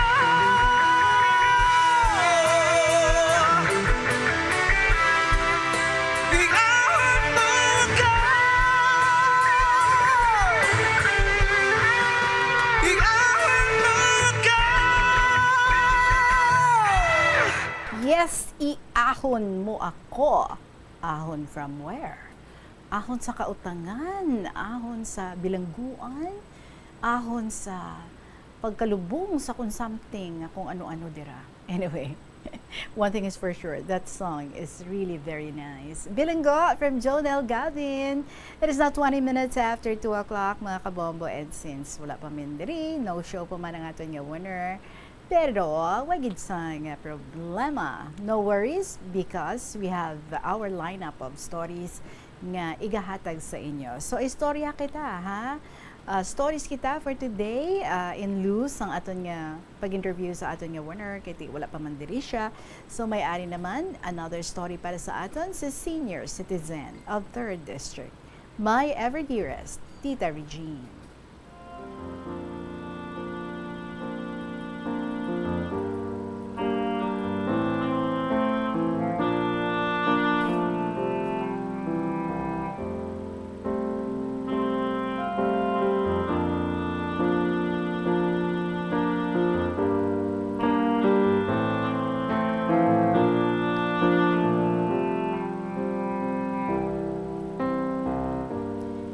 House mga suki, isang KLP, maayong hapon sa inyong tanan. Ari naman kita karon sa pag-share sa inyo sa mga experiences many years ago. I am senior citizen of 3rd District of Iloilo. Ini nga istorya natabo sa nag-duty pa ako sa isa ka hospital diri sa syudad sang Iloilo. After my duty, nagsimba ako. Upod ando ako ka mga hinablos nga first year college kag naga-school sila sa isa ka university diri sa Iloilo City. Naga-board sila nga duha. Kag nagsakay kami sa taxi padulo sa isa ka sementeryo dira sa Haro. Kay ti mapauli ako sa 3rd District. Isiling ko sa driver. I-drop sila nga duha sa ilang boarding house. May dala ako, duha ka bata, si NJ kag si Colleen, magpakaisa ini sila. Si NJ, grade 5, kag si Colleen, grade 4. Halin sa city, ma-estimate ko na kung pila ang ibayad sa taxi hasta sa amon padulungan. So, gin-prepare ko na nga daan para idaho ko na lang sa driver pag abot namon. Medyo gabi nagawa, mga before 8 p.m. na siguro ang oras. Natingala gid ako, Tita Regine, kun nga nga daw hindi na amo ang ginapang-agya namon. It seems nga daw hindi ako familiar. Natungan ko ang duha ka bata. Usually, pag naga-travel ako sa jeep man o kung taxi man, naga-rosary gid ako sina Tita Reg. Kadulong paabi sang among ginapang-agyan. Daw medyo na-alarm na ako, kag daw mapadulog na lang ako, pero kadulong gid. Kag ang karsada, hindi pa natapos. Medyo kinakulbaan na ako. Sige lang, panilag ko sa driver, kada kita ko sa unhan, may mga tao sa higad karsada.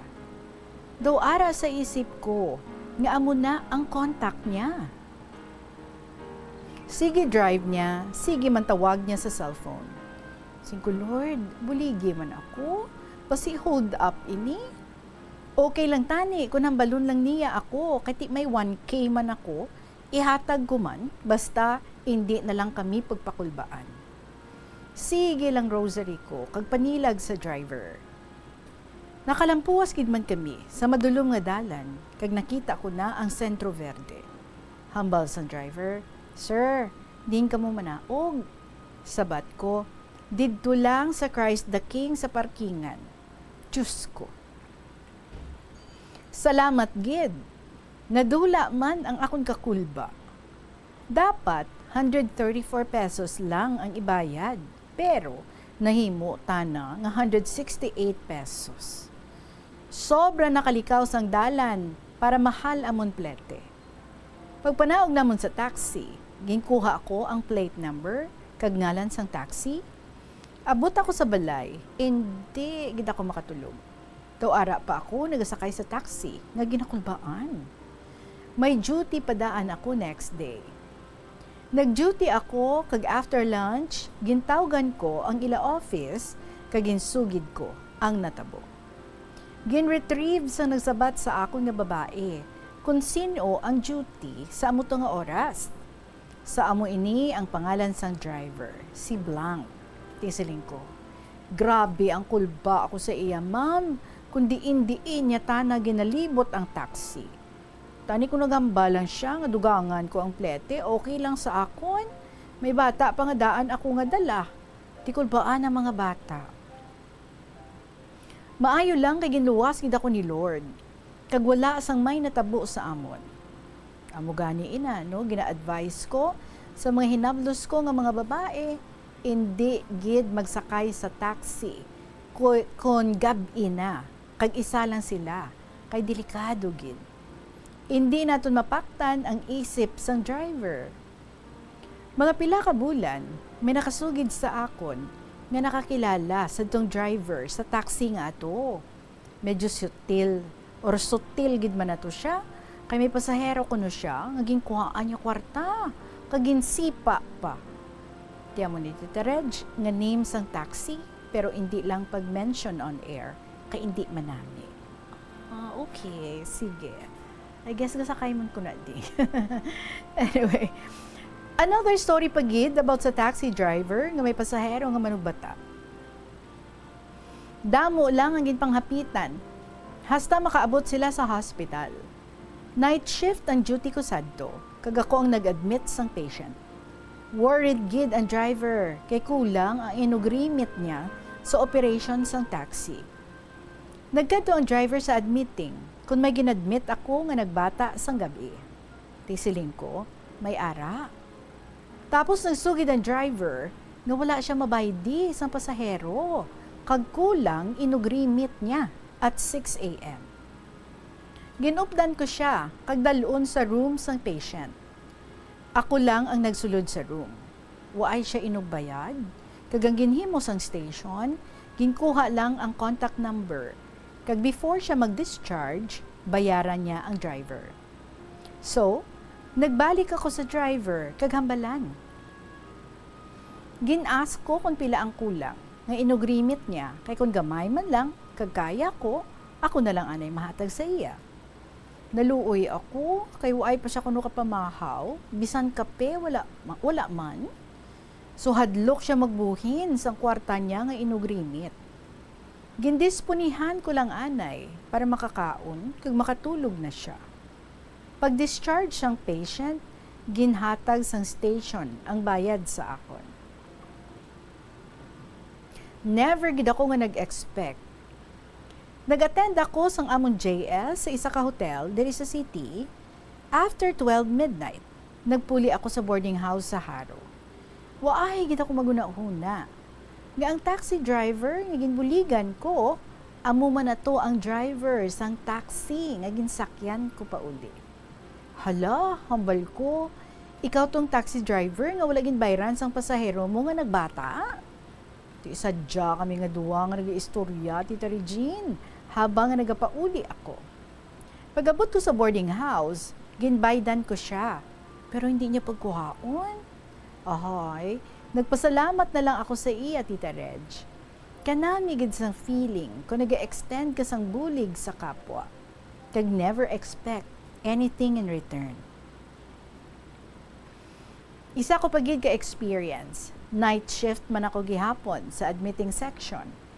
Ang upod ko nga naga-duty, best friend gid namon ni Madam Nene. Basta kami ang mag-duty, gabuligay gid na kami, kag feel at ease gid kami sa isa kay isa. So mga past one sa kaagahon, may nagkadto nga foreigner sa amon nga duha. Ang upod ko, tagon lang naton kay Iris. May gusto lang ang foreigner nga kontakon nga family niya. Galing wala load ang cellphone niya. Tigin offer ni Iris ang iya nga cellphone, kagin tawgan niya ang family sang foreigner. Na-contact man ni Iris, kagin pa istorya sila. Tapos pagtapos ang call nila, gintagaan kami sa foreigner, $50. Abaw, very happy gid kami ni Iris. Kag pagkaaga, nagpa-downtown kami, kag pakambyuhan ang $50. May cousin ako sa hotel ga work, amo ni Tita Reg ang name sang hotel. Abaw, nag-order kami, good for 2 nga bihon gisado, kag drinks. Busog gid kami, kag very happy kami, nga nag-iistorya sang amon maayo nga kapalaran sa duty namon that night. Aba ko kay Iris, may makakita sini sa aton, mahambal na sila nga sa hotel tato naghalin. Gisabat ni Iris, why man taton may ginimo nga mlain? Tibalan mo Tita Reg, very nice gid man nina si Iris mag-entertain sa amon mga clients. In 2003, medyo young looking pa kami ni Iris. Ang hospital naghiwat sang search for Mr. and Miss Congeniality. Wow. Nominated kami ni Iris sa among department. Duha gid kami ang nakasulod. first runner-up kami. Kay damo kaayo ang nursing service station or nursing service department. Tita Regine, medyo malawig na ini, Tita Reg. So, salamat gid sa imo pagbasa sa malawig ko nga sulat. Salamat man sa mga fans ko. Wow, ha? Take note, ka-cute kay Mr. Senior Citizen. Sa mga fans ko, niya, bali. Balan ko gid, nga damo na gid sila nagapamati sa KLP. Kaya gina-invite ko man sila, Tita Reg, nga mag-share man sa ilang mga istorya. Kung si Tuyang Ermitanya pa, katingalahan man o kung moderno, kung maluyag ka mo mamati, kari ka mo, mag-istoryahan ay kita. No, si Tuyang man. Sige, Tita Regine, I go very long na gid. Basta sa akong pagbalik sa masunod naman nga semana, just call me again, Senior Citizen of 3rd District.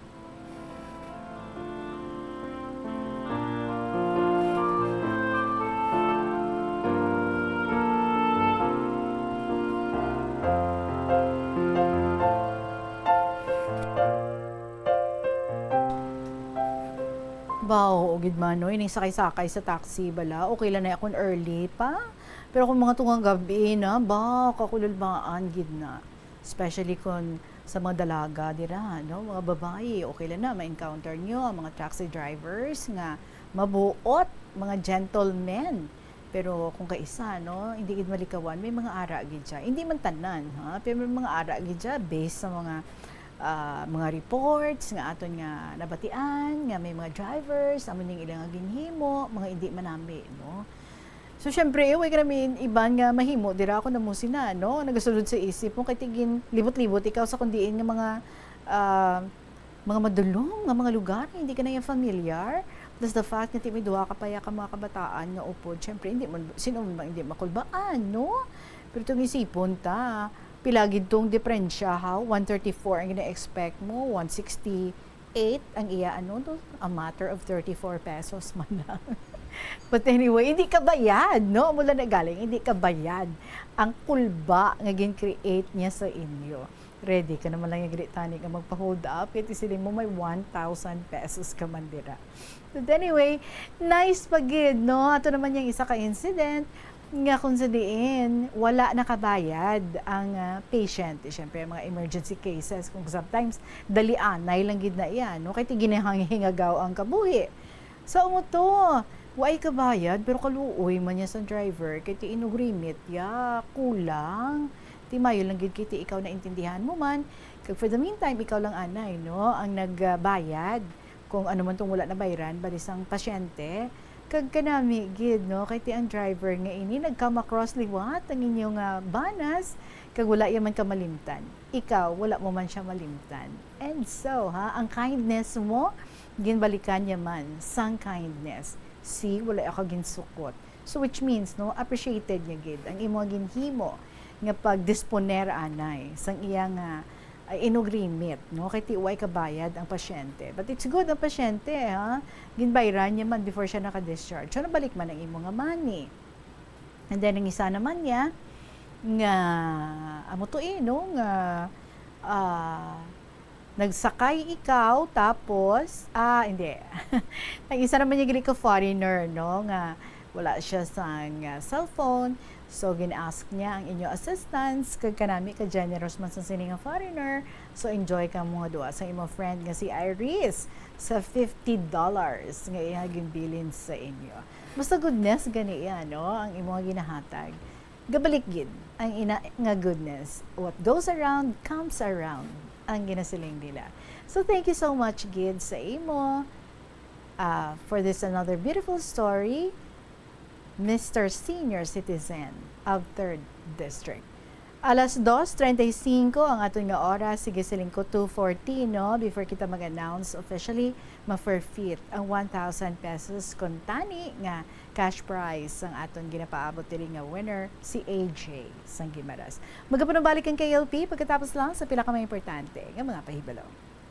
Kadungan sang pagtig Kulang, nagataas man ang risgo sang vitamin deficiencies nga nagatugas sang physical kag emotional changes. Santo sa isa ka scientific study, ang B vitamins ang importante agod nga mag-function ang body cells nga nagabulig sa metabolism, paghimo sang bago nga blood cells, kag nagabulig sa pag-maintain sang healthy skin cells, brain cells, kag body tissues. Magluwa sa supplements, lakip sa mga pagkaon nga bastante sa vitamins amo ang karne, whole grains, prutas, gatas, cheese kag mga ulutanon. Mga kabombo nga motorista, yari ang mga pamaagi agud makatipid ka sa gatong. Ipasiguro nga yara permi sa maayong nga kondisyon ang imo salakyan. Check yara ang imo nga goma kag siguraduha nga yara sa husto nga tire pressure. Likawan nga naka-idle ang makina sang imo salakyan bangod nagakonsumo ini sang gatong. Buksi ang bintana sang imo salakyan kag magamit lamang sang aircon kung kinahanglan. Kag pakamaayuha nga mag-commute na lang o kung maglakat-lakat kung malapit man lang ang imo kadtuan.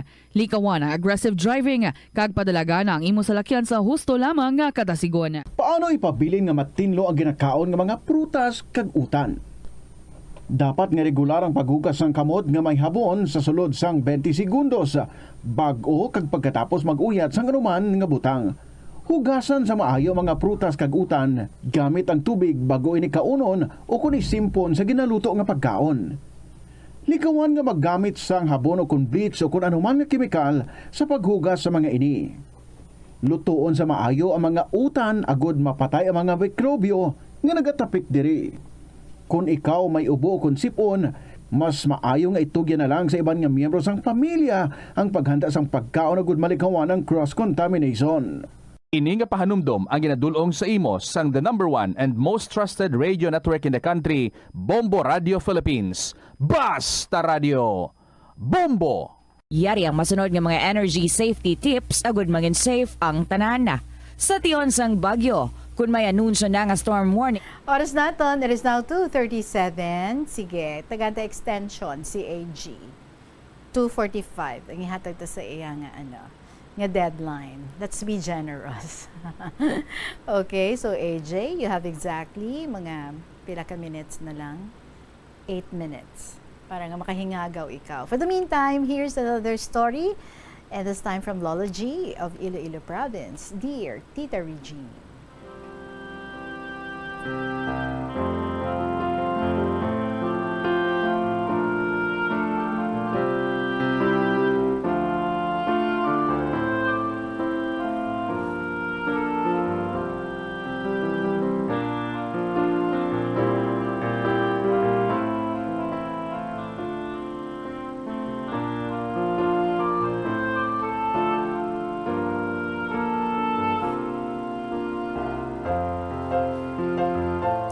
Greetings of joy and peace to all of you, Tita, to the management and staff of Bombo Radio Philippines and International.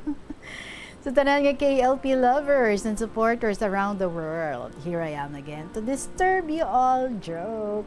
Siyempre, mahatag lang gamay nga maski pop story, Tita Regine, for the benefit of KLP listeners and sharers. Love you all. Si Lola G naman ini taga-probinsya sang Iloilo. Ma-adventure taanay gamay ang drama kag horror, daw wala pa ko i-share. Gusto ko yabalaan, Tita, mga chill-chill lang para no stress and worry. Yuhom lang anay.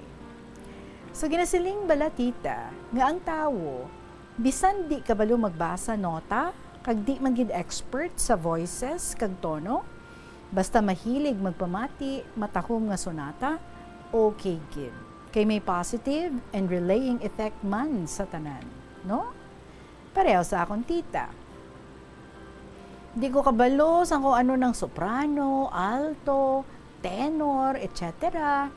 Pero ga-enjoy sa mga kanta. In short, music-minded man tani si iyay.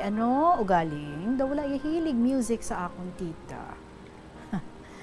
Still, natagan pa ako iya chance nga mag-join sa isa ka manami kag damo members nga choir. Sa Do Cathedral kadako nga simbahan sa Luzon, outside Manila na, Tita. Pero do syudad man After graduation, Tita Regine, bali second na nga pagbakasyon nakon sa amo na nga lugar. Tita, mga tao dito ya almost may palatahian. Daw halos family business na nila Kay dira nagahalin mga na-display sa mga malls, kag stores and marketplaces, tita. One time, gani Tita Regine, gin-invite ako sang relatives, sang wife, sang cousin namon, mag-join sa ilang choir. Kanami, tita, kay iba-iba ang schedule sa misa. May ara sa aga, may hapon, kay kung Sunday, do 6 to 8 masses na. Sadya na mag-practice kay by group. Wala man kami ginapakanta sang isa-isa, kundi nga follow ka lang. Kundiin gusto mo nga group sa mga boses, tita. Ako sa mga olds ga upod para di halata maglibag.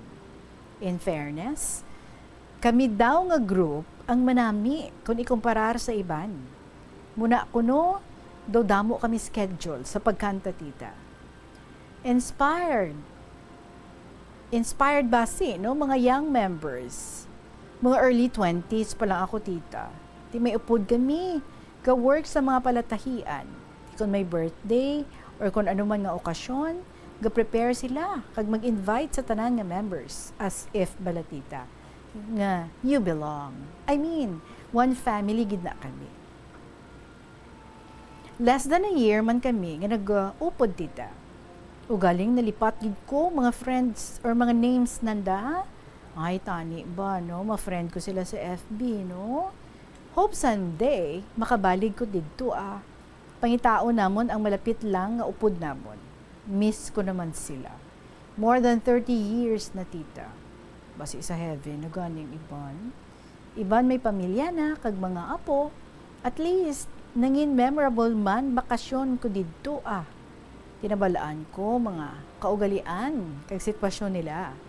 Nataes ko na gani simbahan, merkado, pharmacy, mga grocery stores, kag na-realize ko man, tita, nga manami gali kung wala kagid kilala sa isa ka lugar or mga paryente man, kay less ang bantayanay kag chismis. Hehe. I mean, kay titanan busy sa work sa balay, ay, kung mahinay kaya maghulag, ay, big deal na ini sa ila, tita. Kay bisan high school graduate, may work gid or na-employ na sila or may sariling negosyo. Basta, may income gid na. Amo na sila sa Luzon, tita. Sanay sa trabaho. Pero pag weekends, pulutan or family gatherings gid na. Mag-relax, mag-unwind. Di gani sa inland beach resort after nila magsimba, tita. How I wish makabalik pa ako to, God willing. Health-wise, manami gid na magbakasyon. Sigurado damo kamo new discoveries. So sige, tita, till here na lang. Mabuhay ang KLP. Thank you for reading and God bless. Have a safe and successful travel here and abroad. Good luck. Good luck and have fun, everyone.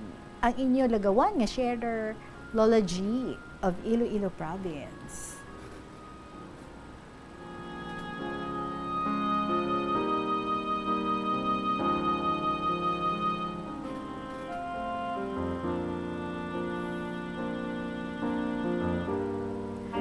Feeling ko lang, no, Lola G, masanto anay gid kamo, maswak gid kamo nga duha ni Nanay Del.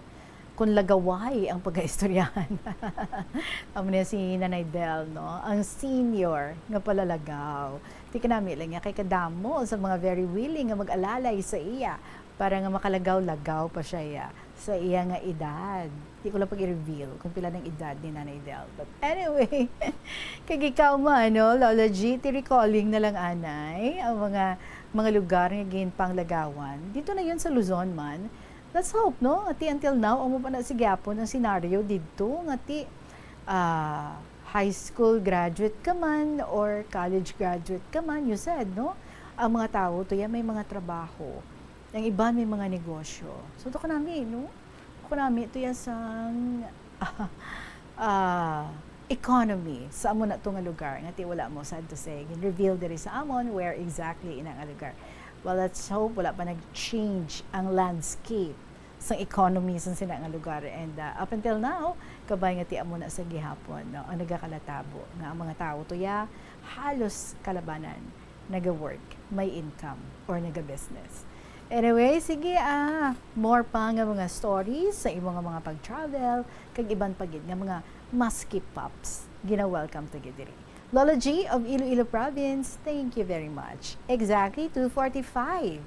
Kag ti sad to say, la na kapot and ang ato yung gintala nga deadline sa kay AJ of Guimaras, wala na. That means officially, di forfeited na ang imong 1,000 pesos nga cash kay ti wala na. Ikaw nakaabot diri sa ato yung gintala nga deadline para sa imo sa pag-interview ta diri sa imo sa KLP. But anyway, sulat lang ni what? Okay, and who knows, no? Basi, another one of your story, ang gihapon, no? Makahimo sa imo bilang isa ka winner. So, make more stories para sa KLP. Alright? Good luck yun dira sa imo, AJ Sangimaras. 2:46 in the afternoon. Magapanumbalik ang KLP pagkatapos sa pila ka mga importante ng mga pahibalo. Magtipid sa paggamit sang kuryente, pinaagi sa mga masunod. Maggamit sa mga energy-efficient nga bumbilya, kaangay sang compact fluorescent bulbs ukon LED lights, imbis nga incandescent bulbs. Patsyo ng mga suga nga wala ginagamit. Tingbon ang mga bayo sa pagpamlansya. Himuon ang pagpamlansya isa lamang kabes sa isa ka semana. Buksan ang inyo bintana agud makasulod ang preska nga hangin kag silak sang adlaw sa sulod sang balay agud malimitahan ang paggamit sang electric fan kag suga. Ang pinakadumaan na nga international business organization sa Pilipinas, amo ang Iloilo International Chamber of Commerce nga gintukod sang Ilonggo nga si Don Esteban de la Rama sadtong 1924. Si de la Rama nagserbi nga general sang panahon sang Philippine Revolution kag nangin senador sang pungsod halin sang 1941 tubtob 1947. Sang 1923, gintukod ni de la Rama ang Panay Electric Company. Magluwas sa interes sa industriya sang kalamay kag kuryente, gintukod man sang ila kompanya ang De La Rama Steamship Company Incorporated sa Iloilo nga mo ang nagbiyahe sa Iloilo kag Negros. Ang duwa sini ka barko nga Don Esteban kag Don Isidro ang ginpasad pa sang Frederick Krupp Germania Shipyard sa Kiel sadtong 1939 kag gingamit bilang troop transport para sa US Armed Forces sa Pacific Theater sang World War II. Masami bala nga nagabiring ang imutiil? Suno kay Dr. John Hubert Pua, isa ka orthopedic surgeon, masami nga mabatyagan ang cramps sa idalom nga parte sang lawas. Apang mas delikado kung masami mo ini mabatyagan sa ibabaw nga parte sang imo lawas, kaangay sang kamot, bangod posible ini nga palatandaan sang mas malala nga balatian, kaangay sang sakit sa tagipusoon, diabetes, kag hypothyroidism. Nagpanugyan ang doktor nga ang pinaka-epektibo nga solusyon sa cramps amo ang stretching exercise tubtob madula ang pagbiring. Nagasala ka bala sa imo nga tulunan kag daw hindi ka makahibalo kung ano ang imo nga unahon kung magtuon. Still have time for another story. Sige, ari naman ang istorya ni Mr. Video kay Idol the Legend, Dearest Tita Regine.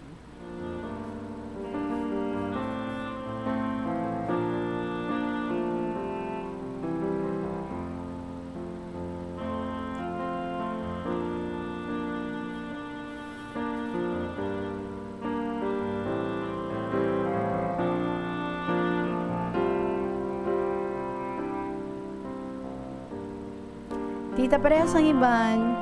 Madamo ako sa ipadala sa imo nga mga kasaysayan, nga imo gid mahibalan tungod sa akon kabuhi, sining kalibutan naton nga tama kamariit kaysa mga tao nga nagadamo na gid karon. Pero ang mga malain nga ginahimo, puwerte gid mangguba sang ibang nga kabuhi. Ay, Tita Regine, wala ako ginasapak ina. Kinapabungol-bungulan ko lang. Pati ka na, tita, diri sa amon lugar, sa Silinga Barangay, Santo Niño Norte. Dugay na ako, since 1980 pa ako hasta subong. Diri na ako nagtigulang, kag diri na ang ako na may kag iloy nagtaliwan. Tita, pati na ang mga utod ko. Tama gid kasubo, kung madula ang mga palangga mo sa kabuhi. Tita, pasensya ka na sang agi ko, nagakiriwi na, doon di gid ako magpati. Nadirigali sa Iloilo, mailo ako sa mga tao nga pinakapalangga ko sa kabuhi. Kag diri ko man natun-an kung paano makilala ang mahal nga Diyos. Tita, sa una, wala ako nagasimba. Kag obra ko pangita lang kwarta. para mabuhi ang akon iloy kag magulang. Makakaon lang kami tita. Tama gid ako kapigado. Sa makakita kwarta, ti isang una, tricycad lang ang akong ginaobra. Kag sing along contest lang. Kay wala pa video kay contest. Ti -1 lang tita. Wala gid sara nga pangitan-an ako. Wala gid ako kwarta. Pauli lang sa balay. Kay ang kwarta ko 50 pesos lang sa bulsa ko. Ti kulang katama gid. Wala kami tita Regine, kakaon tanan. Tita, nakapoy ka na sa pagbasa sa akong sulat ha. Ti diri na lang anay asta. Tita Regine, salamat gid sa imong pagbasa sining akon nga letter. God bless you very much. Or God bless you and thank you so much. To be continued. So madami nga salamat sa KLP. Again, this is Mr. Video Kay Idol, the legend.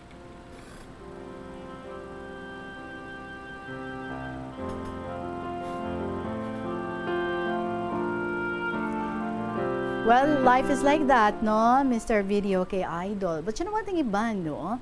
Passion nila, ano ang gift nila. Sometimes amo na ang nagahatag sa ilasang income, amo na nagahatag sa ilasang earnings nila kay ti gina-enhance nila, gina-hone nila, like kumbaga ginaalagaan nila. Di ba kadamo sa mga nanging champion sa mga singing contests, no?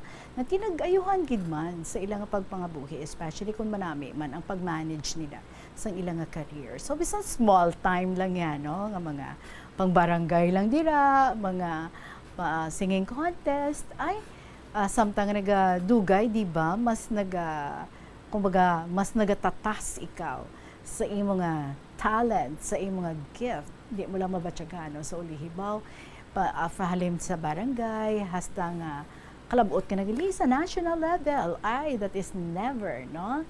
Never impossible. Kaya posible gid na iya nga matabo. Anyway, and wala man sang limit sa edad, no?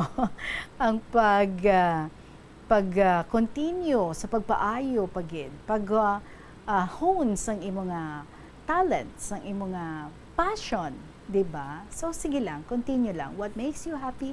And who knows, no? Mo man ang magahatag sa imo sang maayo nga swerte. Di ba? We move on with another story. Sige, sa mga friends naton dira, kag sa mga friends man ni Lola Amparin. May letter naman kita nga pagabasa na rin sa iya. Dearest Tita Regine, magandang hapon sa inyong lahat.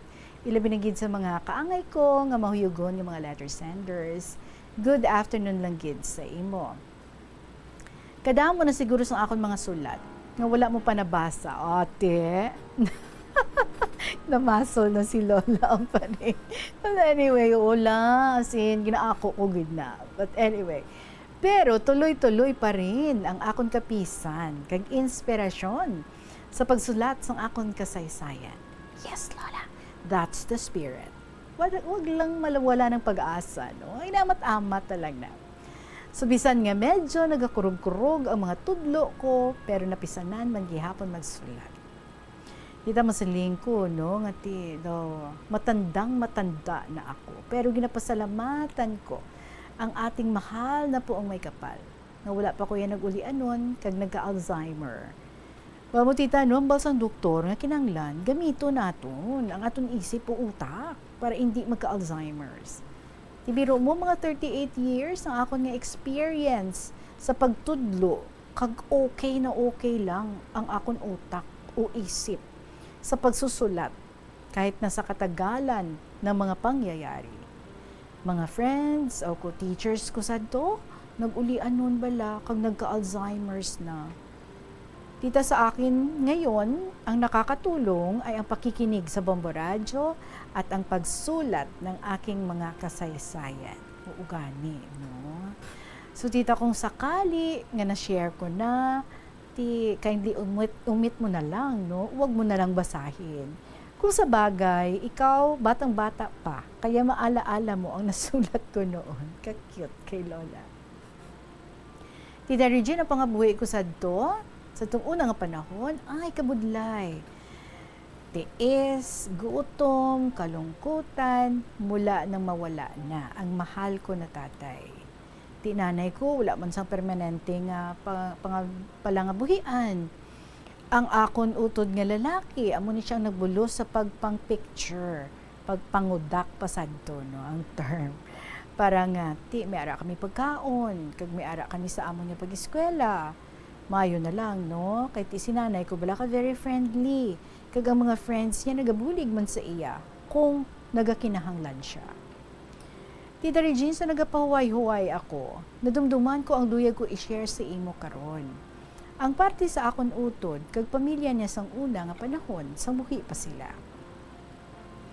Tita sang primero, ang pangabuhi sang akon utod, tama ka nami. Abunansya, malipayon, kag malinong ang ilang nga pag-upod.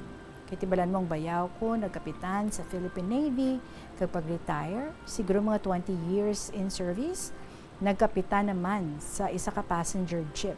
Manila, Iloilo ang biyahe, kag vice versa. Sa ulihin naman, nagkapitan naman sa cargo ships going to the different countries. Baga mo tita, manami ang height, ang lawas, mataas, kag duro kaalam. Very intelligent. Natumduman ko pa sa ito nga siling niya sa akon, and I quote, nangamparing, sa una nga panahon, nabasahan ko lang sa mga libro nga ako nabasahan ang tanan nga mga lugar. Pero karon, without any expenses, ako na nakadtuan personally. Siling ko sa iya. Di bangod nga sobra ka ka-intelligent o kaalam sa imo. Ugaling tita, ang akon utod, masyado ka burara. Right and left kun maggastos. Wala hilig magtago, magtipon o magtipid para sa kinabukasan. Kung sakali, magbabakasyon, baw panay bigay kung ano-ano ang pasalubong sa mga friends. Hindi siya kabalo magtago o mag-save para sa kinabukasan. Di biro mo tita, damo nga mga opportunities ang ginhatag sa iya, no, sa aton nga Ginoong Diyos para sa ila. Pero kay ti, wala man lang sa ila ang ilang boss damlag. Tinapatay bala sila nga duha nga wala man lang gali bakal sang lupa, nakapakay usang iladaan nga balay. Wala man sang salakyan. Kag sa bandang huli, nakakaawa ang 7 mga anak. Pero ang bunsong babae nga naging reyna sa amon diri nga banwa, nakatapos siya sa iyang pag-eskwela, sa iyang kurso, kag nakapamana sa mabuot nga engineer. Kag subong didto sila sa Saudi nagaistar, Saudi Arabia. Kay didto nagatrabaho ang bana. Mabuot, maalwan, kagwapa, ining hinablos ko. Dito sa June lang nga ini, pagbakasyon nila sa Manila, ginpadalhan ako sang 2,000, kag 2,000 man ang akon hinablos. Dito siguro hindi man nalipat, nga sang panahon nga nag-ray na siya sa amon diri nga banwa, di ako permi ang guide niya. O nagaupod-upod sa iya pa Iloilo City, kag kundi diin lang magkadto. Muna ganit tita, no? Kung may itinanim, may aanihin. Ang panganay nga anak nga babae, may trabaho na sa Manila, sa bangko. Dito gali naga-employ. Ang 2 o 3 ka lalaki, naga-eskwela pa. Haba ko sa iya, no? Nga ang akon balos sa inyo nga kaayo, pagpangamuyo sa mahal nga Diyos, nga hatagan kamutanan, sang maayo nga lawas. Permila nga magpalanggaanay, kag i-avoid, no? Ang pagsinabtanay o pag-ilinaway sa sulod sang panimalay. Isabat niya sa ako, antiparing, ipagdasal man kita, nahahaba ang buhay mo. Tita Regine, subong, permi ko nga ginapangayo sa mahal nga Diyos, palawigon pa ang kabuhi ko. Tub 100 years or more. Wow! Para may grasya nga 100,000 pesos nga makuha sa GSIS at may makuha ang mga pamangkin ko nga nagapalangga kag nagaatipan sa akon subong. Medyo nagalabo na ang paningin ko, so I have to stop now. Maraming salamat and God bless us all. Lovingly, Lola Amparing. Lola Amparing, as usual, ang akong gidyang ginapang ngamuyo para sa imo is good health, no? Kag pahilayo sa pagiging olyanin, kag makaangkon sang Alzheimer's. Wala na iya. Kay ti ikaw, in as much as you can, no, siling mo ang way para nga hindi ka mag-ulyanin, hindi ka mangin malipaton, Pareho sa Alzheimer's, kinagamit mo gid ang imong nga utok everyday paagi sa pagsulat and recalling everything that happened in the past and sharing them all diri sa KLP. That's why all of your stories ari gid na din, no? Nga ginapang amat-amat naton. Pang isa-isahon tanan. Diba lang kung may record ikadira, no? Muna si Lola Ampari nga tanan nga mga istorya ang ginapadalan diri sa aton, may hawid gina siya. And every time na mabasa na naton, ginatchekan. Ini tapos na ni. So damo pa siguro sa lista niya ang wala. Sige lang Lola Ampari, this week do nakapilaman kita, no? But anyway, sige lang Salamat gid sa liwat. Oras natin, it's a minute after 3. Mga kabombo, I'd like to say thank you sa tanan natin yung mga letter senders, especially mga letter senders natin for this week, for the very beautiful stories ng inyong ginashare diri sa ato ng inspirasyon, kag nanging kalingawan manaton sa aton everyday nga pagubdanay diri sa kahapon lamang program. Sa iban pa nga may arap man nga mga istorya kag luyag man nga mangin kabahin sang siniya palatuntunan, i-email nyo lang ang inyong mga istorya sa bombo_iloilo at bomboradio.info or pwede gid niyo isulat sa gihapon and then ipadala sa kahapon lamang program DYFM Bombo Radio Iloilo, Sky City Tower, Mapa Street, Iloilo City. Well, it's time to announce our winner. Who could it be? To win 1,000 pesos in cash. Kabay, no? Ngati makontak gid naton siya. Sige. Lantawunta kag kumustahon taman, no? Ang mga nagakalatabo sa iyang kabuhi. Saptang dito siya sa malayo nga lugar. Ikaw ang aton nga winner for this week, Mia, sang Spokane, USA. Thank you so much, Gid. Again, our winner for this week, Mia, sang Spokane, USA. Mga kabombo, nagahulat na ang mga paborito ninyo ng mga dramas. After KLP is Tuyang, Ermitanya. After that is Provincial Jail. And then, ang Dear Diary. Balikay kita sa Lunes. Maraming salamat sa inyo sa gihapon. Ining nyo alagad si Tita Regine para sa kahapon lamang program. Salamat, Gid. Good afternoon and God bless.